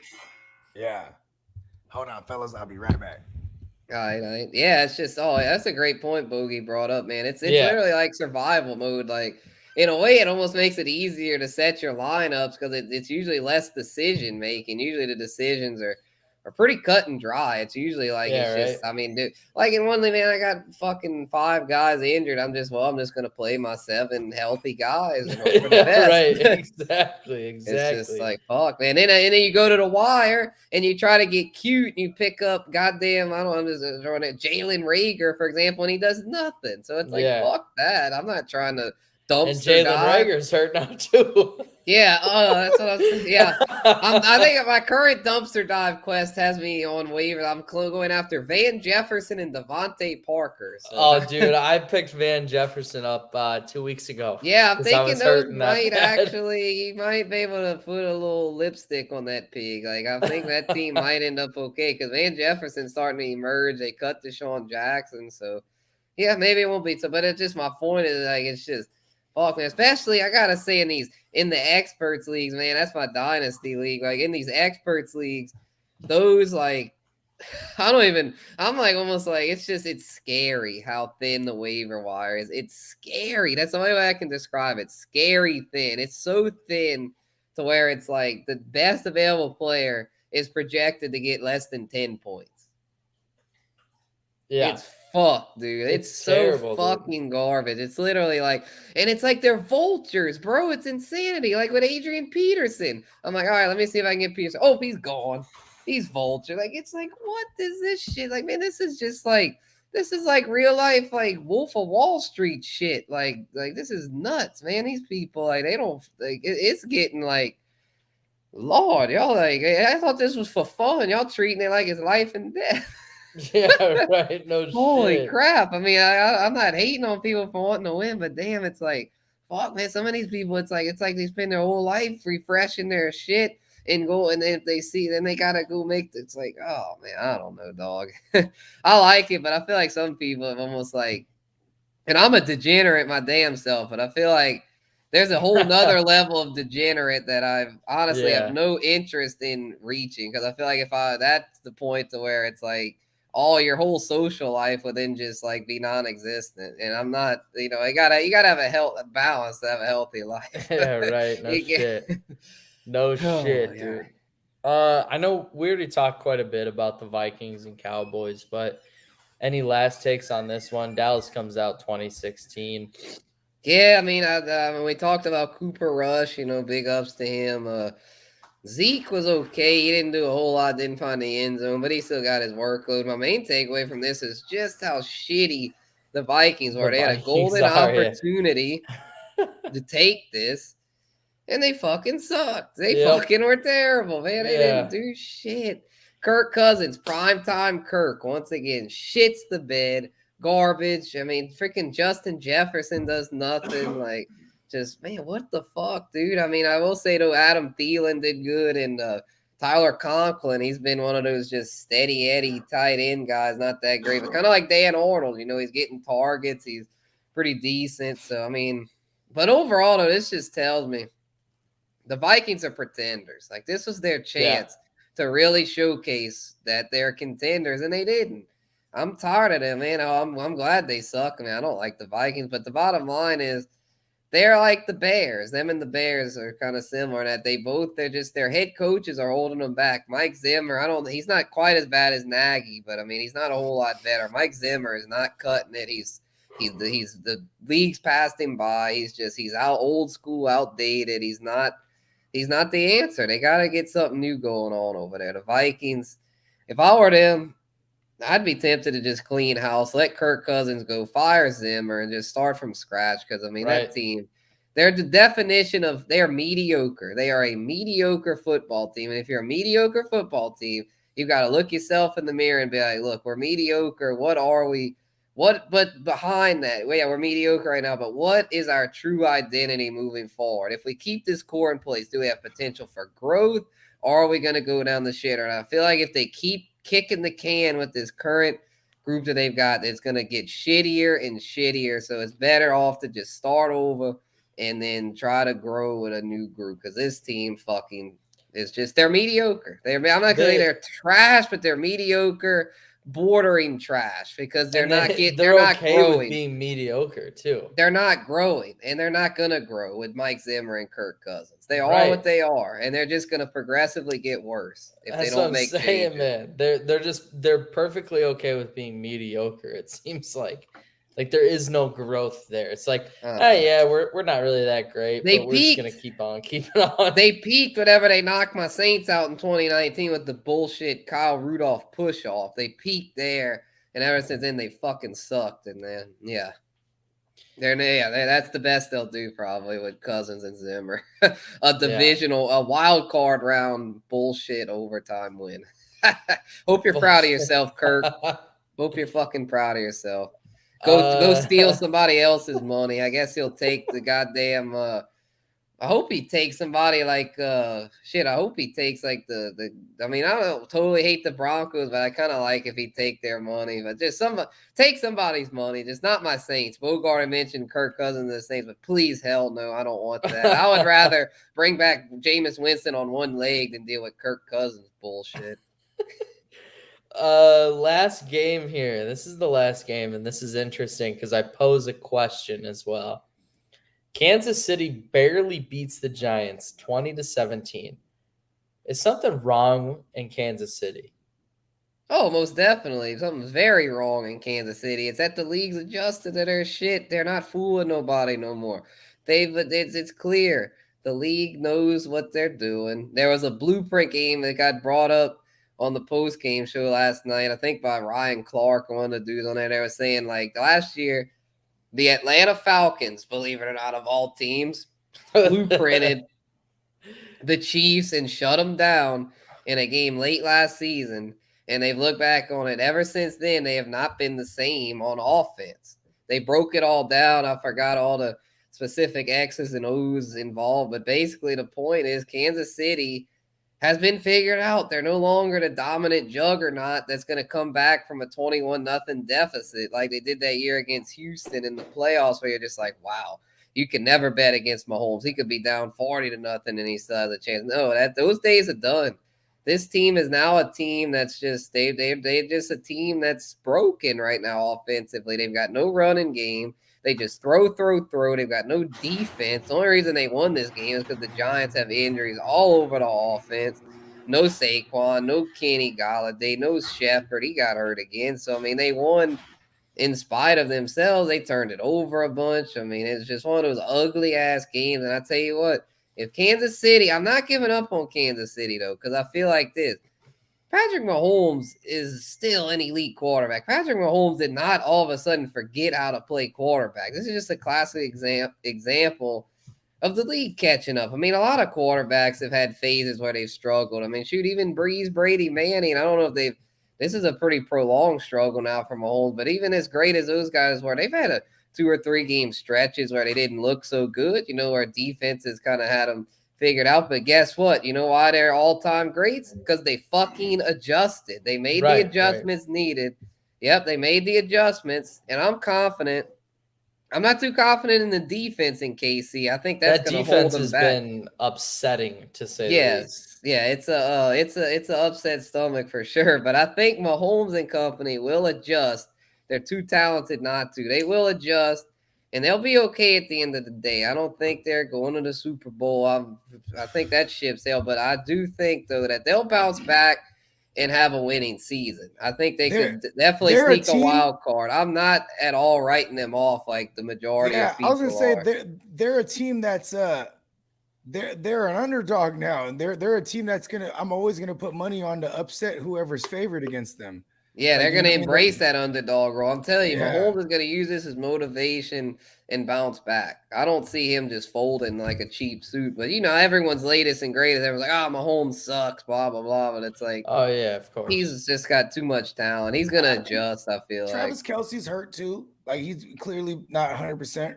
You know what I mean? They don't have he is, the 1A, 1B lightweight, right? Like, whether it's him or Hill. And you just take both them away, and they're like, beat us with Brian Pringle and Josh Gordon. You know what I mean? And like, listen, Sammy Watkins ain't shit in fantasy, but in reality, he helped that team tremendously. You have you had a 6'2" guy that could run 4.4, so like you have to account for him. You know what I mean? He's another big body target. Without him, they try to replicate that with Josh Gordon, but now he has to learn an entire new system. And, Josh Gordon is just a big target. He's not a speed guy. You know what I mean? He's a 50-50 guy. That's really what he is right now. Yeah, and he ain't doing too much there. Yeah, Mecole Hardman, I gotta say, he did decent on Monday night. He had a big play that helped him out there at the end. I gotta say, I was down 30 points in one of my leagues, and all I had left was Mahomes and Tyreek Hill. Came back, got a W. Thank God for Tyreek Hill. I was down 39 points in the Smokey Bogey Invitational, and they brought me back. You know what I mean? Those two, Mahomes and Hill. So I like the outlook for fantasy for Mahomes, because this is like Aaron Rodgers a couple years ago when. Aaron Rodgers, not even a couple years ago, for a lot of years, Aaron Rodgers was on a team that's like he has to carry the team. You know what I mean? So this is what Mahomes is now. You know what I mean? Like I'm actually surprised Frank Clark is back, because I thought he was done forever, because he got caught with a fully automatic rifle or a fully automatic machine gun in California. You know what I mean? That's an He was interesting out. He point. was I out wasn't there. even aware of that. Yeah, I Yeah, he didn't know was that out. either. Yeah, he. That's why he wasn't there the majority of the year. He been there for the last Yeah, I'm couple pretty games. sure I heard him make a play in that game. They're like, man, good pressure from Frank Clark. I was like, I haven't Yeah, I was heard like, that oh name in a shit, while. because him being back actually does tremendously help them. I mean, Mm-hmm. like Chris Jones, they were good together. You know what I mean? And then you have Nick Bolton. He's coming on. They're young linebacker. Les Snead, whatever his name is, Ladarius Snead or whatever the fuck. Legarius, I Yeah, think Legarius. Legarius Like Sneed. he actually he's coming through, man. He's noisy out there. So I mean they have some components there. They're really susceptible to outside receivers. Ward, he ain't handling, you know what I mean? You know, they basically got Tyron Matthews playing nickel, you know what I mean? And so they got yeah, their defense is in mad question here. It's one of the worst for a reason. Yeah. Yeah, Yeah. that's for sure. So I don't think they're fugazi as well. No one's even saying they're a Super Bowl contender anymore. But I think now everyone's overreacting. Now everyone wants to act like they're like one of the bottom feeders. Like, and that Mahomes is Yeah. like lost it. And it's like y'all just love to try to make these bold proclamations. That's Yeah, just it's the typical story. mainstream bullshit. And I noticed that the thing is they always go. There's no originality. They just go with the whatever's happening. They go with whatever's happening, and they just jump from trend to trend, and they have no Nobody's backbone. projecting anything good ever. Yeah, right. Yeah, it's Right? just like they Like don't ever look ahead. That's why we have Yeah. our show, because we do this. We look ahead. We think this shit through. We don't just look at the Yeah. latest and just say bullshit. like I think the Colts I don't think they make it, but like they're going to be one of those guys that are in the conversation for the 7th seed. You know what I Right, mean? exactly. Even though their record's bad and they lost twice to Tennessee, I definitely think they still have a shot. I'm not at all writing because them off. their schedules were really friendly too. Yeah, especially with the next freaking couple weeks. Jags and Texans in their division. Oh yeah, They got the could Jets definitely next make it. week. Yep. Yeah, exactly. This week, yeah. Week 9. So yeah. Yeah, and then the week after that, I got my little pocket. So yeah, they get the freaking Jags, the Jets, and the Jags the next 2 weeks. They'll be back to Back to 500 back. real quick, quick. Unless the Great White Hope upsets them this week. Nah. And you know what's Fire funny up is, JT. Fucking Great Fire up White Pittman. Hope. we get to see Carson Wentz in so much primetime in this past couple of weeks. Like, you've had the Monday nighter not too long ago. You had the Sunday nighter against the Niners. Like, and now here he is on a Thursday night. Like, this is why Carson Wentz is so polarizing too, because like when he makes those mistakes, he's doing it in national coverage. You know what I mean? Like he gets to get scrutinized the best way, like what everyone can see. You know what I mean? Oh, Wentz. Yeah, and he just that's the thing. He's okay, but he's just not good enough. He always makes like the bonehead decision, it seems like, and just he's not a finisher. He's not a closer. Like he's a good starter, but he's not a finisher. Yeah, man. And like that defense, they're getting healthy too, because their secondary is their weakness. They've been banged up in their secondary. Even Xavier Rhodes, for what it's worth, like he's a great cover corner, but he's gonna get burned by speed, and like so it's like they're really well coached over there too. I like Eberflus. I think his name is Matt Eberflus. That guy actually was kept on when Frank Reich got there in 2018. He's like, we're gonna keep this guy. Yeah, he was part of the old regime. You know what I mean, with Chuck Pagano and them. You know what I mean? So they saw something. Sure. Yeah, they saw something in him, and he turned that defense around, man. See, that's another thing. I was talking about these defensive-minded head coaches when they don't have good defense. Chuck Pagano was one of those guys, defensive-minded guy, and his defense was always ass because it never had to be good. He had Andrew Luck, and then before that, he had Peyton Manning. You know what I mean? Yeah, you were able to mask the fact that you had bad defenses. You know what I mean? Yep. Last 2 segments here. We'll wrap it up like we always do. We're gonna do upsets. Now, I started calling this. I decided to call it this from now on. The Week 9 upset, or the Guru Insight, as our local analyst that does all of the gambling or sports betting, if you will. Oh, yeah. So to run down everything right now, and this is as of the night, Tuesday, you got Jets, Indianapolis, 10.5, Indy, Houston, Miami, 6.5, Miami, Denver, Dallas, 9.5, Baltimore, Minnesota, Baltimore, 5.5, Carolina, New England, 4.5 or 4. Buffalo, Jacksonville, Buffalo, 14.5. I'd bet that. That's gonna be that's a 20. That's gonna be 20 plus. Cleveland and Cincinnati, 2.5. Atlanta, New Orleans, 6. Ooh, Las I'd Vegas. almost be tempted to bet Atlanta, as much as I hate to say it, with our quarterback uncertainty. Yeah, with the quarterback situation. Yeah, Las Vegas and the Giants. Las Vegas 3. Chargers, Eagles. Chargers 1.5. Interestingly enough, Kansas City, Green Bay. Kansas City 1 in that right now. Whoa! Wow. Kansas City is Man, favored Vegas by 1. still believes in Mahomes. That is just listen, that is crazy. That's disrespect. And That's then, obviously nuts, this is in Kansas City then. It's at Kansas City, yeah. Yeah, that's why. Yep. It's basically it's a pick. Yeah, pretty much. I'd probably have to, even though I would just say I'd have to pick Green Bay. So this one's interesting too, I think. Arizona in San Francisco. Arizona is favored by 1 right now. That's crazy. Tennessee, crazy. Tennessee and LA 7.5, and then Pittsburgh or Chicago in Pittsburgh 6.5. I think the Rams line's gonna go. It's gonna go up. Like I think that they'll be like they'll be a -8.5 or so, or maybe like there's no way that line doesn't move down. Move up in favor of. Yeah, considering I will say this, like we said earlier, considering how well the Titans play in prime time generally, I'd be tempted to bet Tennessee in this. I don't think they'll win the game, but I think I'd pick them. I think they'll cover. I think they'll get. And I think the number goes up too, so it'll be even easier to cover because I think it'll go up. But I just, I think what it is too is it's the respect that the league is giving these line makers. They're giving to Tennessee because Tennessee is the best team in the AFC right now.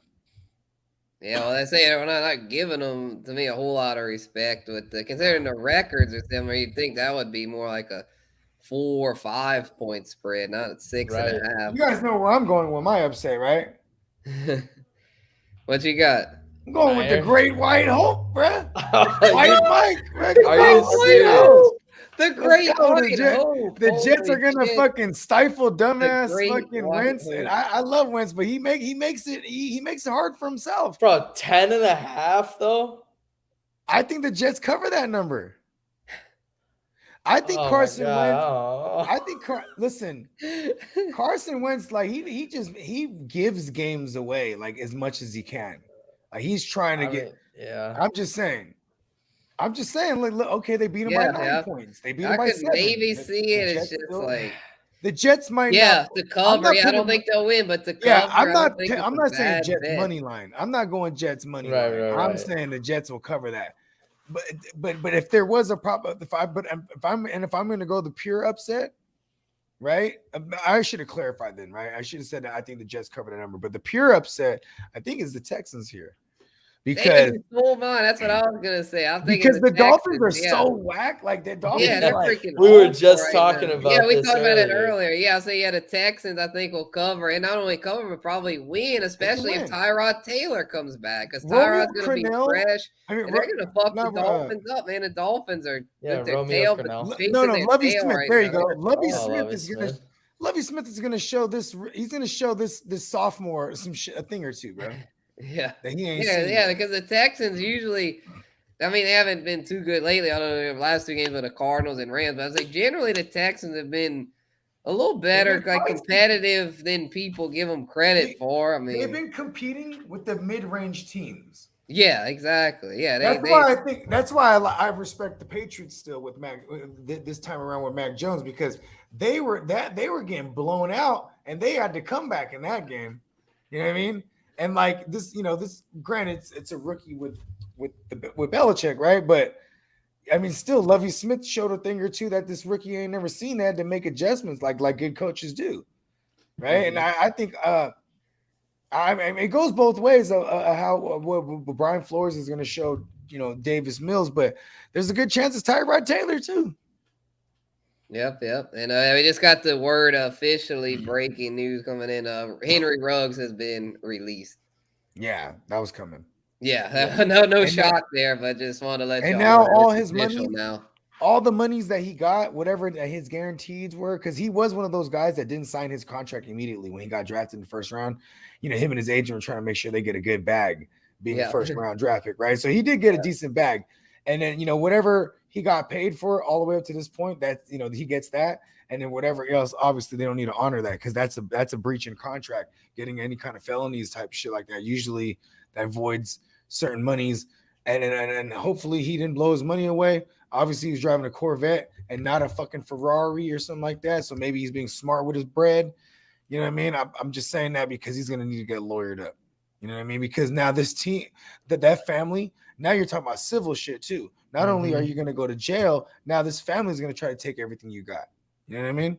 Yeah, they know he's a high-profile athlete. Yep. Yeah, there's no telling what they might do. Yeah, he's fucked. Yeah. Yeah, poor guy. You can't really feel too bad for when motherfuckers make those decisions. Yeah, exactly. Right, I was about to say it's just like it's one of those things. You made your bed, man. Yeah, you made your bed. Now you gotta lay on the bed of basically a bed of nails. You made a bed of nails for yourself. Yeah. Now you're gonna get screwed. And motherfuckers and died, then pay with their life for his decisions. You know what I mean? So I mean, whatever vehicular manslaughter, and he's probably gonna get lawyered up real good and pay a settlement. You know what I mean? If you know what I mean, unless the family refuses, they take him because he's gonna lose everything. Yeah, there's no way he wins this. He's gonna, that's his best bet, which is like a shit move. But he's probably gonna try to settle. You know what I mean? Yeah, he has to at this point. They're gonna take him to the clean. Everything. He's definitely already lawyered up because his lawyers released a statement today saying that you shouldn't pass judgment upon him because not all the facts are in the air. That's what this lawyer. It's a good point, but still, I mean, at the end of the day, like this is like there's people that in this quote unquote industry, they wait around for shit like this, so they go bury him, and rightfully so, as it stands. Because maybe, we hear something else. Like, I heard different stories that he rear-ended somebody. I heard ones where he ran a red light and he T-boned somebody. And, like, because, when you hear T-bone, whoever's the T-boner, it's their fault, no matter what. Let alone running a red light. Like, you know what I'm saying? Like, if you're a motherfucker who's backing up out of a parking spot and someone, in a parking lot, and you T-bone somebody, reversing them, it's always your fault. Yeah. You know what I mean? It's, you know what I mean? There's never, this person was driving too fast and pulled up out of nowhere. No. It doesn't matter. That's how a lawyer is going to fight it. You know what I'm saying? So whether he T-boned somebody or he rear-ended, whichever is the case, he was drunk. And the best thing he did was not flee the scene. You know what I mean? Because there was no going back already after that. Yeah. By the way, my upset, I got Cleveland over Cincinnati. I like Cincy in this game. I like Cincy a lot in this game. There's gonna be no Jack Conklin. They're gonna be coming that side of the line tough. You know what I mean? If you're gonna, and they'll be motivated to bounce back. Yeah, and hopefully Cleveland will be too though. That should be a really divisional. It's the battle. Yeah, it's going to be the battle of Ohio. Oh yeah, the battle of the Paul Brown teams. The Bengals were basically the Browns clones. They were the Browns of the AFL. They had the exact same colors and everything back then. This is the motherfucker. The only difference was their helmet said Bengals on it. It was literally the same fucking uniforms. Yeah, same orange helmet, but one had them stripes on that thing. Right. Yeah, I don't even think they had the stripes back then. I think it literally just said Bengals. Yeah. It was hideous. Like Paul Brown was too lazy to come up with a new uniform concept. So he basically just put tape Bengals on the helmet and literally gave them the same freaking uniform. When I was a Maybe kid, there's right? more black than brown. I can't remember, but it was basically the same shit, like the same stripe down the pants and everything. When I was a kid, obviously, like I was like 4 or 5 years old, 1989. Yeah, I was like 5 years old, 1989, when we played the Bengals in the Super Bowl. I don't remember that game, obviously. You know what I'm saying? Yeah, there was a family party, of course. You know what I mean? We're diehard Niners, etc. But I remember just years later, like my older cousins, we would rent. You know, you guys are too young for this. But going to the video store to rent videos was like the shit. You know what I mean? You guys probably remember like video stores having DVDs. Yeah, Blockbuster. Like, yeah, sure. Blockbuster, Hollywood. Oh, yeah, I remember Blockbuster. Yeah, I was a little kid. I love Blockbuster. Yeah, Blockbuster movies, was the video shit, right? games. Yeah, it really was. Over there, exactly, right? And like, so we used to rent the old Super Bowls, like, you know what I'm saying? And like, I remember watching that Niner Bengals Super Bowl, and I just remember thinking, the Bengals. I used to think the Bengals uniform was so dope because the stripes on the fucking the helmet and the fucking, it was just dope. Oh yeah, when they redid it, it was dope. Yeah, before that, it was the fucking literally the same shit as the Browns, except it was, you know, black instead of brown, but the helmet was the exact same shade of orange, and it just said Bengals on it. Like, it was just, yeah, they redid it though. They didn't stick with that for too long. You know, I think they redid it whenever they merged with the NFL, because like, we can't have these two teams looking exactly alike uniform wise. It's crazy because it's literally the Battle of Ohio. Right. Yeah, both founded by Paul Brown. Well, no, I don't. Were the Browns founded by Paul Brown? I know the Bengals were. Like the Browns, I know he was there. I think they may have both been. I think they may have both been founded by Paul Brown. Actually, I think so, man. I mean, it is. Yeah, because they named the freaking Browns after him. So I think and then the other one, Paul Brown. Yeah, he was born in 1908. So yeah, I think he was old. He was already like a wise motherfucker. He was there when foosball was thought of. Right, yeah, exactly. He was on the true OG back when it was freaking leather helmets and shit. Oh yeah, right. They were throwing bowling balls back then. Yeah, right. People freaking. Oh, you get knocked out cold. Oh, what concussion? What's that? We don't. Get your ass back in there. I get 5-6 more concussion before the year's out. You're a real man. You know what's so crazy is that all right, so toughness is a real thing, right? Like right nowadays, we have some of the most incredible athletes ever, right? Like, you know, they just get, I mean, like, it's so crazy because like now kids are being raised to, you know, with the best trainers, you know, the best supplements, you know what I mean? So by the time they get to the pros, these are some specimens. We've never seen these type before. But back in the days, I can imagine motherfuckers played football 10, 12 years, you know what I mean? You know, and just like, you know, the most violent shit ever. Oh, you know what I mean? Crazy. They're just built different. Yeah, and then it was crazy. Like back then, it was different. They didn't even make much money back then. It was literally a thing.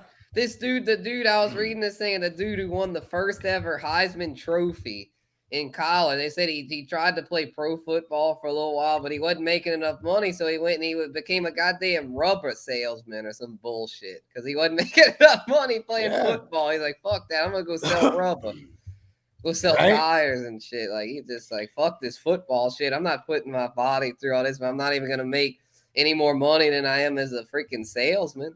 I'm saying though, right? And look, they didn't have no indoor stadiums most of the time. So like, you're playing in the winter, you're playing in the cold. You're playing in the freaking.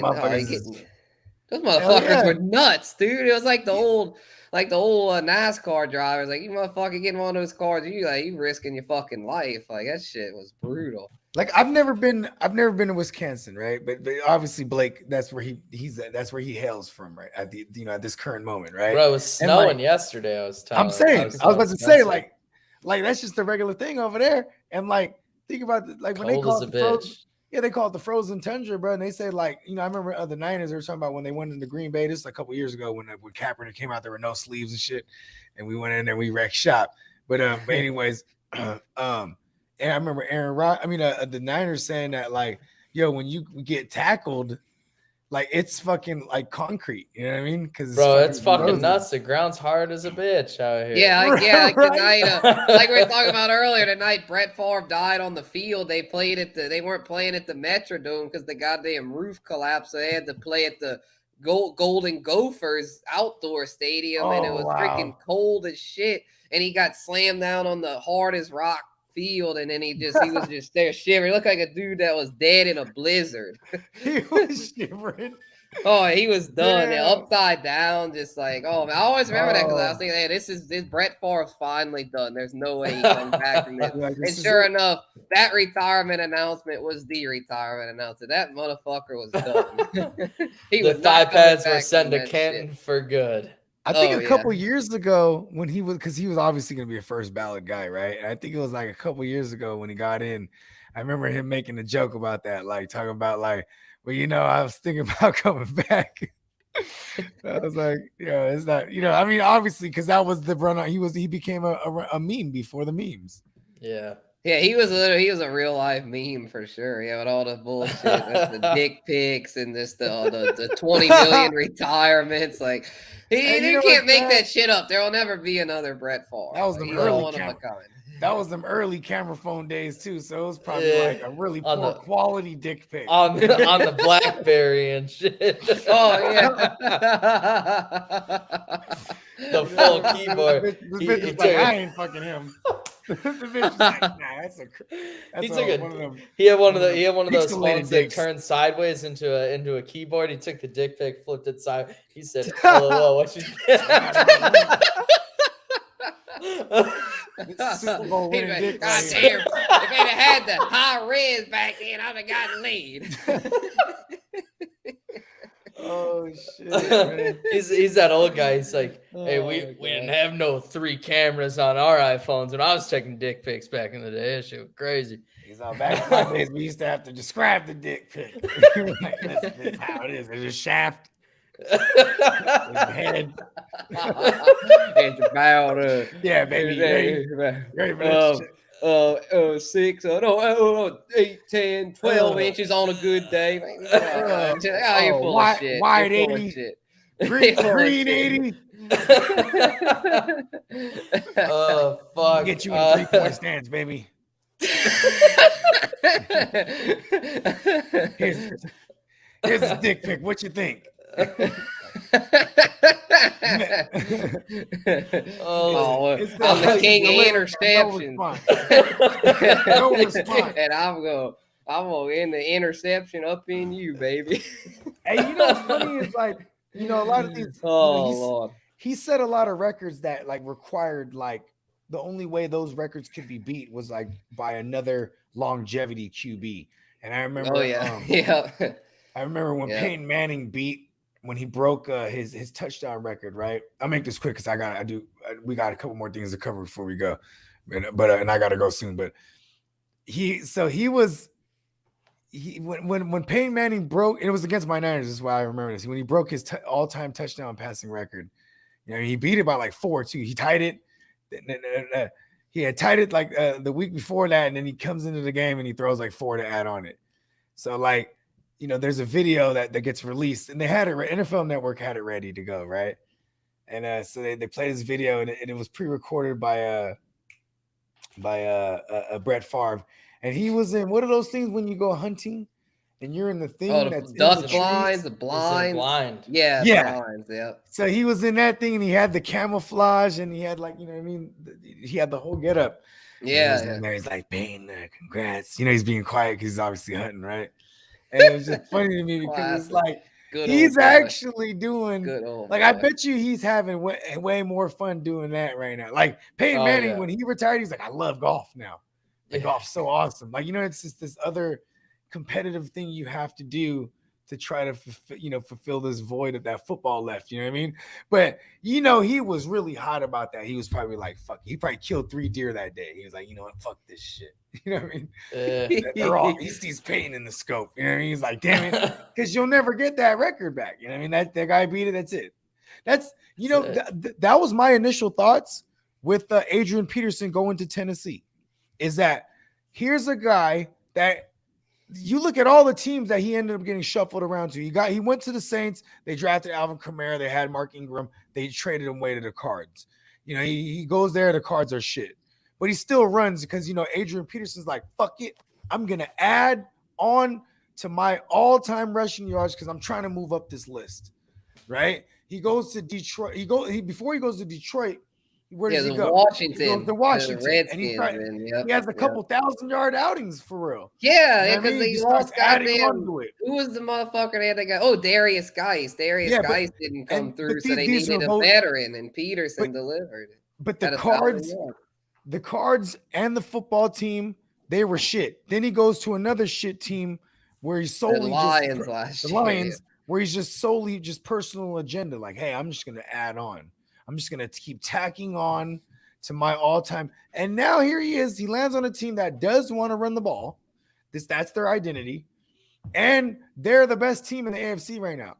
So it's kind of crazy. Hey, and finally lands on a good team. All those years on those shit teams. And he's gonna run his heart out. He's gonna run his heart out, bro, because he also has personal agenda.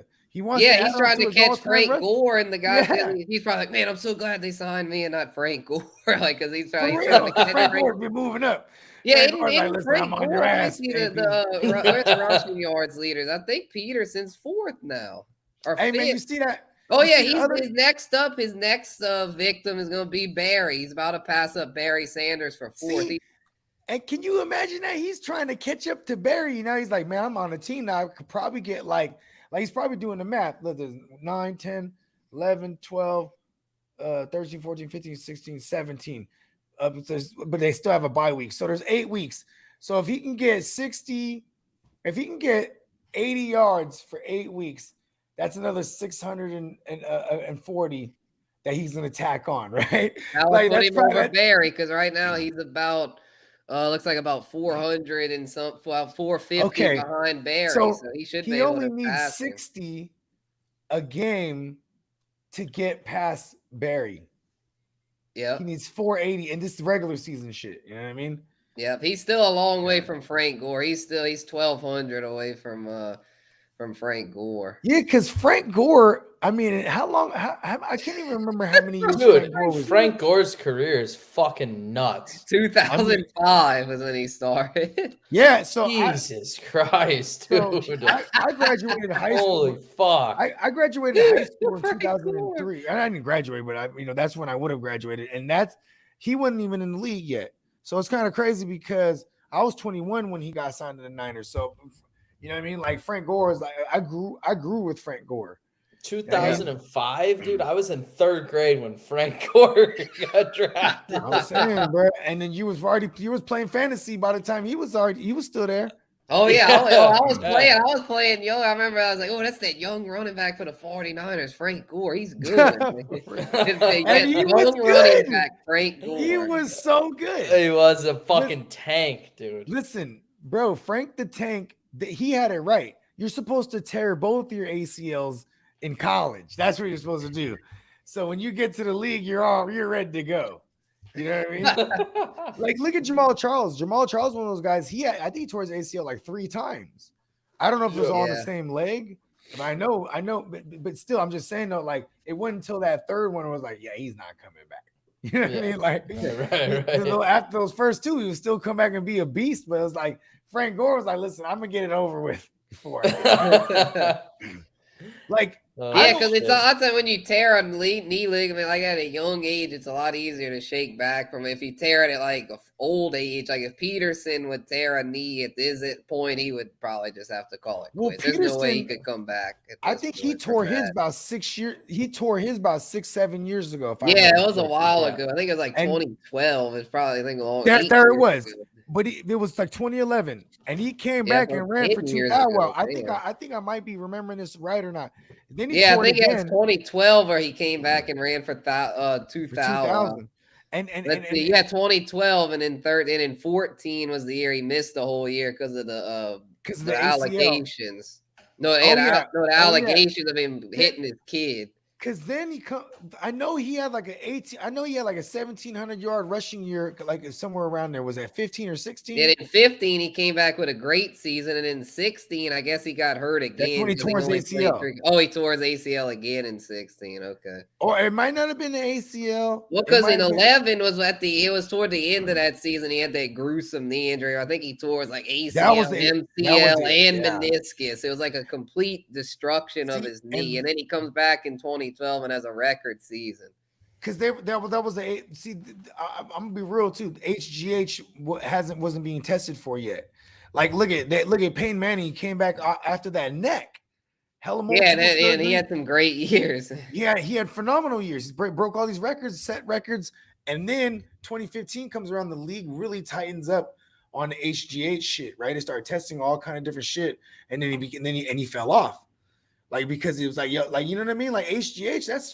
That shit makes you everything better. Yeah, 2016 for Peterson is a torn meniscus. There it was, because there was a possibility of him coming back, and he did come back at the end of the year for the fantasy playoffs if you had him, and but he wasn't like a startable guy. Yeah, because then in 2017 he moved on. Minnesota, I guess, cut him, and then he signed with the Saints, and then that didn't work out. Because they drafted Dalvin Cook that year. They drafted, and the Saints drafted Alvin Kamara, so then they ended up on the goddamn Cardinals because they lost David Johnson for the year that year. Oh, yeah. That was the DJ hype. All the dumbasses like the counselor and stuff like, oh, David Johnson first overall, and then he dies on him, and then they signed Adrian Peterson. You know what's funny is that was a solid as Le'Veon Bell year. That was a year he actually played all 16 games, and they were the 1-2. They were the 1 A and 1B, the 1-1-1-2 picks. And there was a lot of instances I had the number 1 pick that year, and just to diversify, I remember I won Le'Veon Bell, and that was the only one. Like fuck, I love Le'Veon Bell so much. I should have, you know what I mean? Like I remember that was a year too. Like man, losing David Johnson and a bunch of those teams, it was like when you lose your number 1 running back, it's kind of hard to come back. Motherfucker, dude. Yeah. Right, yeah, like Derrick Henry, losing him in that all-in league is gonna stings like a bitch. But you're fortunate. I mean, maybe your depth at running back might not be there. Oh, it's ass. I'm just saying. But you still have Austin Eckler. That was the thing that you have. Yeah, I still have an RB1 running backs. I don't have an RB2 that's worth the shit, but at least with the Eckler, I still have an RB1. So that's a silver lining. Speaking of fantasy-wise, last topic. Week 9 fantasy sleepers. Real quick though, shout out to Atlanta Braves. ATL brings home the World Series. Yeah, I'll drink to that. Congrats. Screw the Astros. They cheat. Cheaters never prosper. Hey, someone's got to win in Atlanta. Fuck. Yep. The fail clowns ain't doing it. They're too busy winning in music forever. That's true. That is true. They're always stay winning with in Lil music. Baby, for sure. They always got somebody. Yeah. Mm-hmm. Yep. And in Nolans, man, ATL in Nolans, man. I got the music. Nolans got damn near the GOAT, Lil Wayne. Yeah, he's one of the GOATs. You know what I'm saying? But Lil Wayne's responsible for like a lot of the Atlanta guys. Like he's him and Gucci Mane. They're like the fathers, you know what I mean? And what's funny is he's originally from Mississippi too. So like Santa Claus of the South, boy. Hell yeah, bro. East Atlanta Santa. Burr. Gucci's my favorite, bro. That's one of my favorites. Gucci. Hey, he's fire. Week 9 fantasy sleeper. All righty, I'll go with the Bogart's hyping up the Great White Mike. I'm gonna go with for my sleeper. I'm gonna go with Elijah Moore. A lot of people I feel like are sleeping on Eli Moore. He had a good week. No Corey Davis. Corey Davis probably gonna be out again this week on a short week. So I'd say Elijah Moore is a really nice sleeper. Man, I didn't start Elijah Moore in one of my leagues. That would have been the difference maker. I lost by like 5 points. And this is a league where you get 2 points. Yeah, he went off, man. I forgot about the Corey Davis thing, man. That's the victim of playing in 21 leagues, and that's the one Elijah Moore share I have to sleep on him.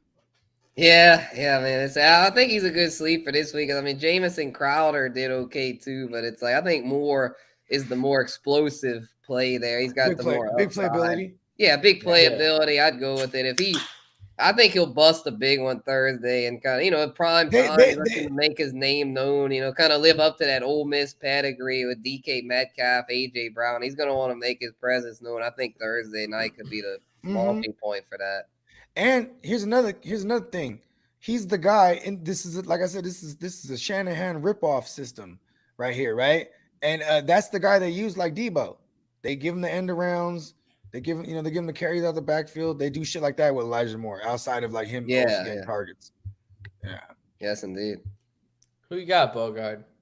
I've been thinking, man, because I was gonna go. It's funny because he went with Elijah Moore. I was gonna go with the Great White Hope himself, but the Great White Hope. White Mike. You know what I mean? But see, that's just like I feel like I get Gardner Minshew vibes because I just like to see the kid ball. That and people just think it's crazy when you say that. Like I was hyping him up last week. Going into last, I was like, listen, he's gonna get a lot of garbage time in the Buffalo. I didn't think he'd be winning that game. I just thought and it's the same scenario here too. Like look at even the smart motherfuckers, the fucking the MIT grads and the fucking Columbia grads that create the Vegas lines here got them favored by what's the Colts favorite here? It was minus 10.5, I think. Minus 10.5. So I like them for fantasy purposes. This is obviously if you're in a super flex, you know what I mean, because you shouldn't be having to deal with it. There's no White Mike conversation if you're in a single QB league. But if you're a guy that like lost a Jameis, or you're a motherfucker that like has a Tom Brady on a bye week, I'm about to drop Jared Goff for him. I'm not gonna lie to you. Well, but here's the thing though, is like, man, turn up the Jets, he got him. And in that one league, I fucked up. I should have had him, man. And I was like, man. Anyways, I had him and I dropped him. Yeah, screw Jared Goff. But yeah, if you had Jared Goff, yeah, get the Great White Hope, bro. And it sounds like he does like goddamn Key and Peele sketch. It's like Mike White, South Florida. What the fuck, man? All right, what do you Western Kentucky? Yeah, that's what it's. Mike White's so boring though, you know what I mean? But White Mike, on the other hand, it's like in the Key and Peele at the end. There was all these weird names in it. Dan Smith. BYU. That was the last one. Hey, real talk though, it'd be like it'd be sounding like it's made up. I know, right? Oh shit! Listen, this dude, White Mike though. Hold on, I want to get Jeremy McNichols. I don't know if that's technically sleeper now because there's people that are going to do fantasy math and be like he's a start because there's no Henry or some people might not even view it like that because of Peterson. I think he's still a sleeper because of Peterson. I feel like everyone's jumping on the Peterson train, and a lot of people are sleeping on McNichols. Like in the show today, like with the work show, I wish I'd have brought up McNichols because I feel like he didn't get his due diligence. Like no one really mentioned him on that show, and I was thinking, like, man, we talked all about Peterson. I was after Peterson's a polarizing McNichols. Yeah, but Peter is polarizing. That's why he's just gonna overshadow him immediately. Like, you know what I mean? Like, exactly. Yeah, because Adrian Peters, they'll see the name back. Wow, all-time great. Yeah. You know, but it's like, it's the reality is he's at this point in his career, he's not an all-time great. He's a committee back. Exactly. I got Devin Singletary against the Jags. Man, listen, I think it's Zach Moss because Zach Moss is the guy. I agree. Zach Moss is all the starter. red zone carries. But I'm saying the starter, and he chews the clock up. Devin Singletary is going to be the garbage time king this week. I'll give you that. Yeah, that's a good point.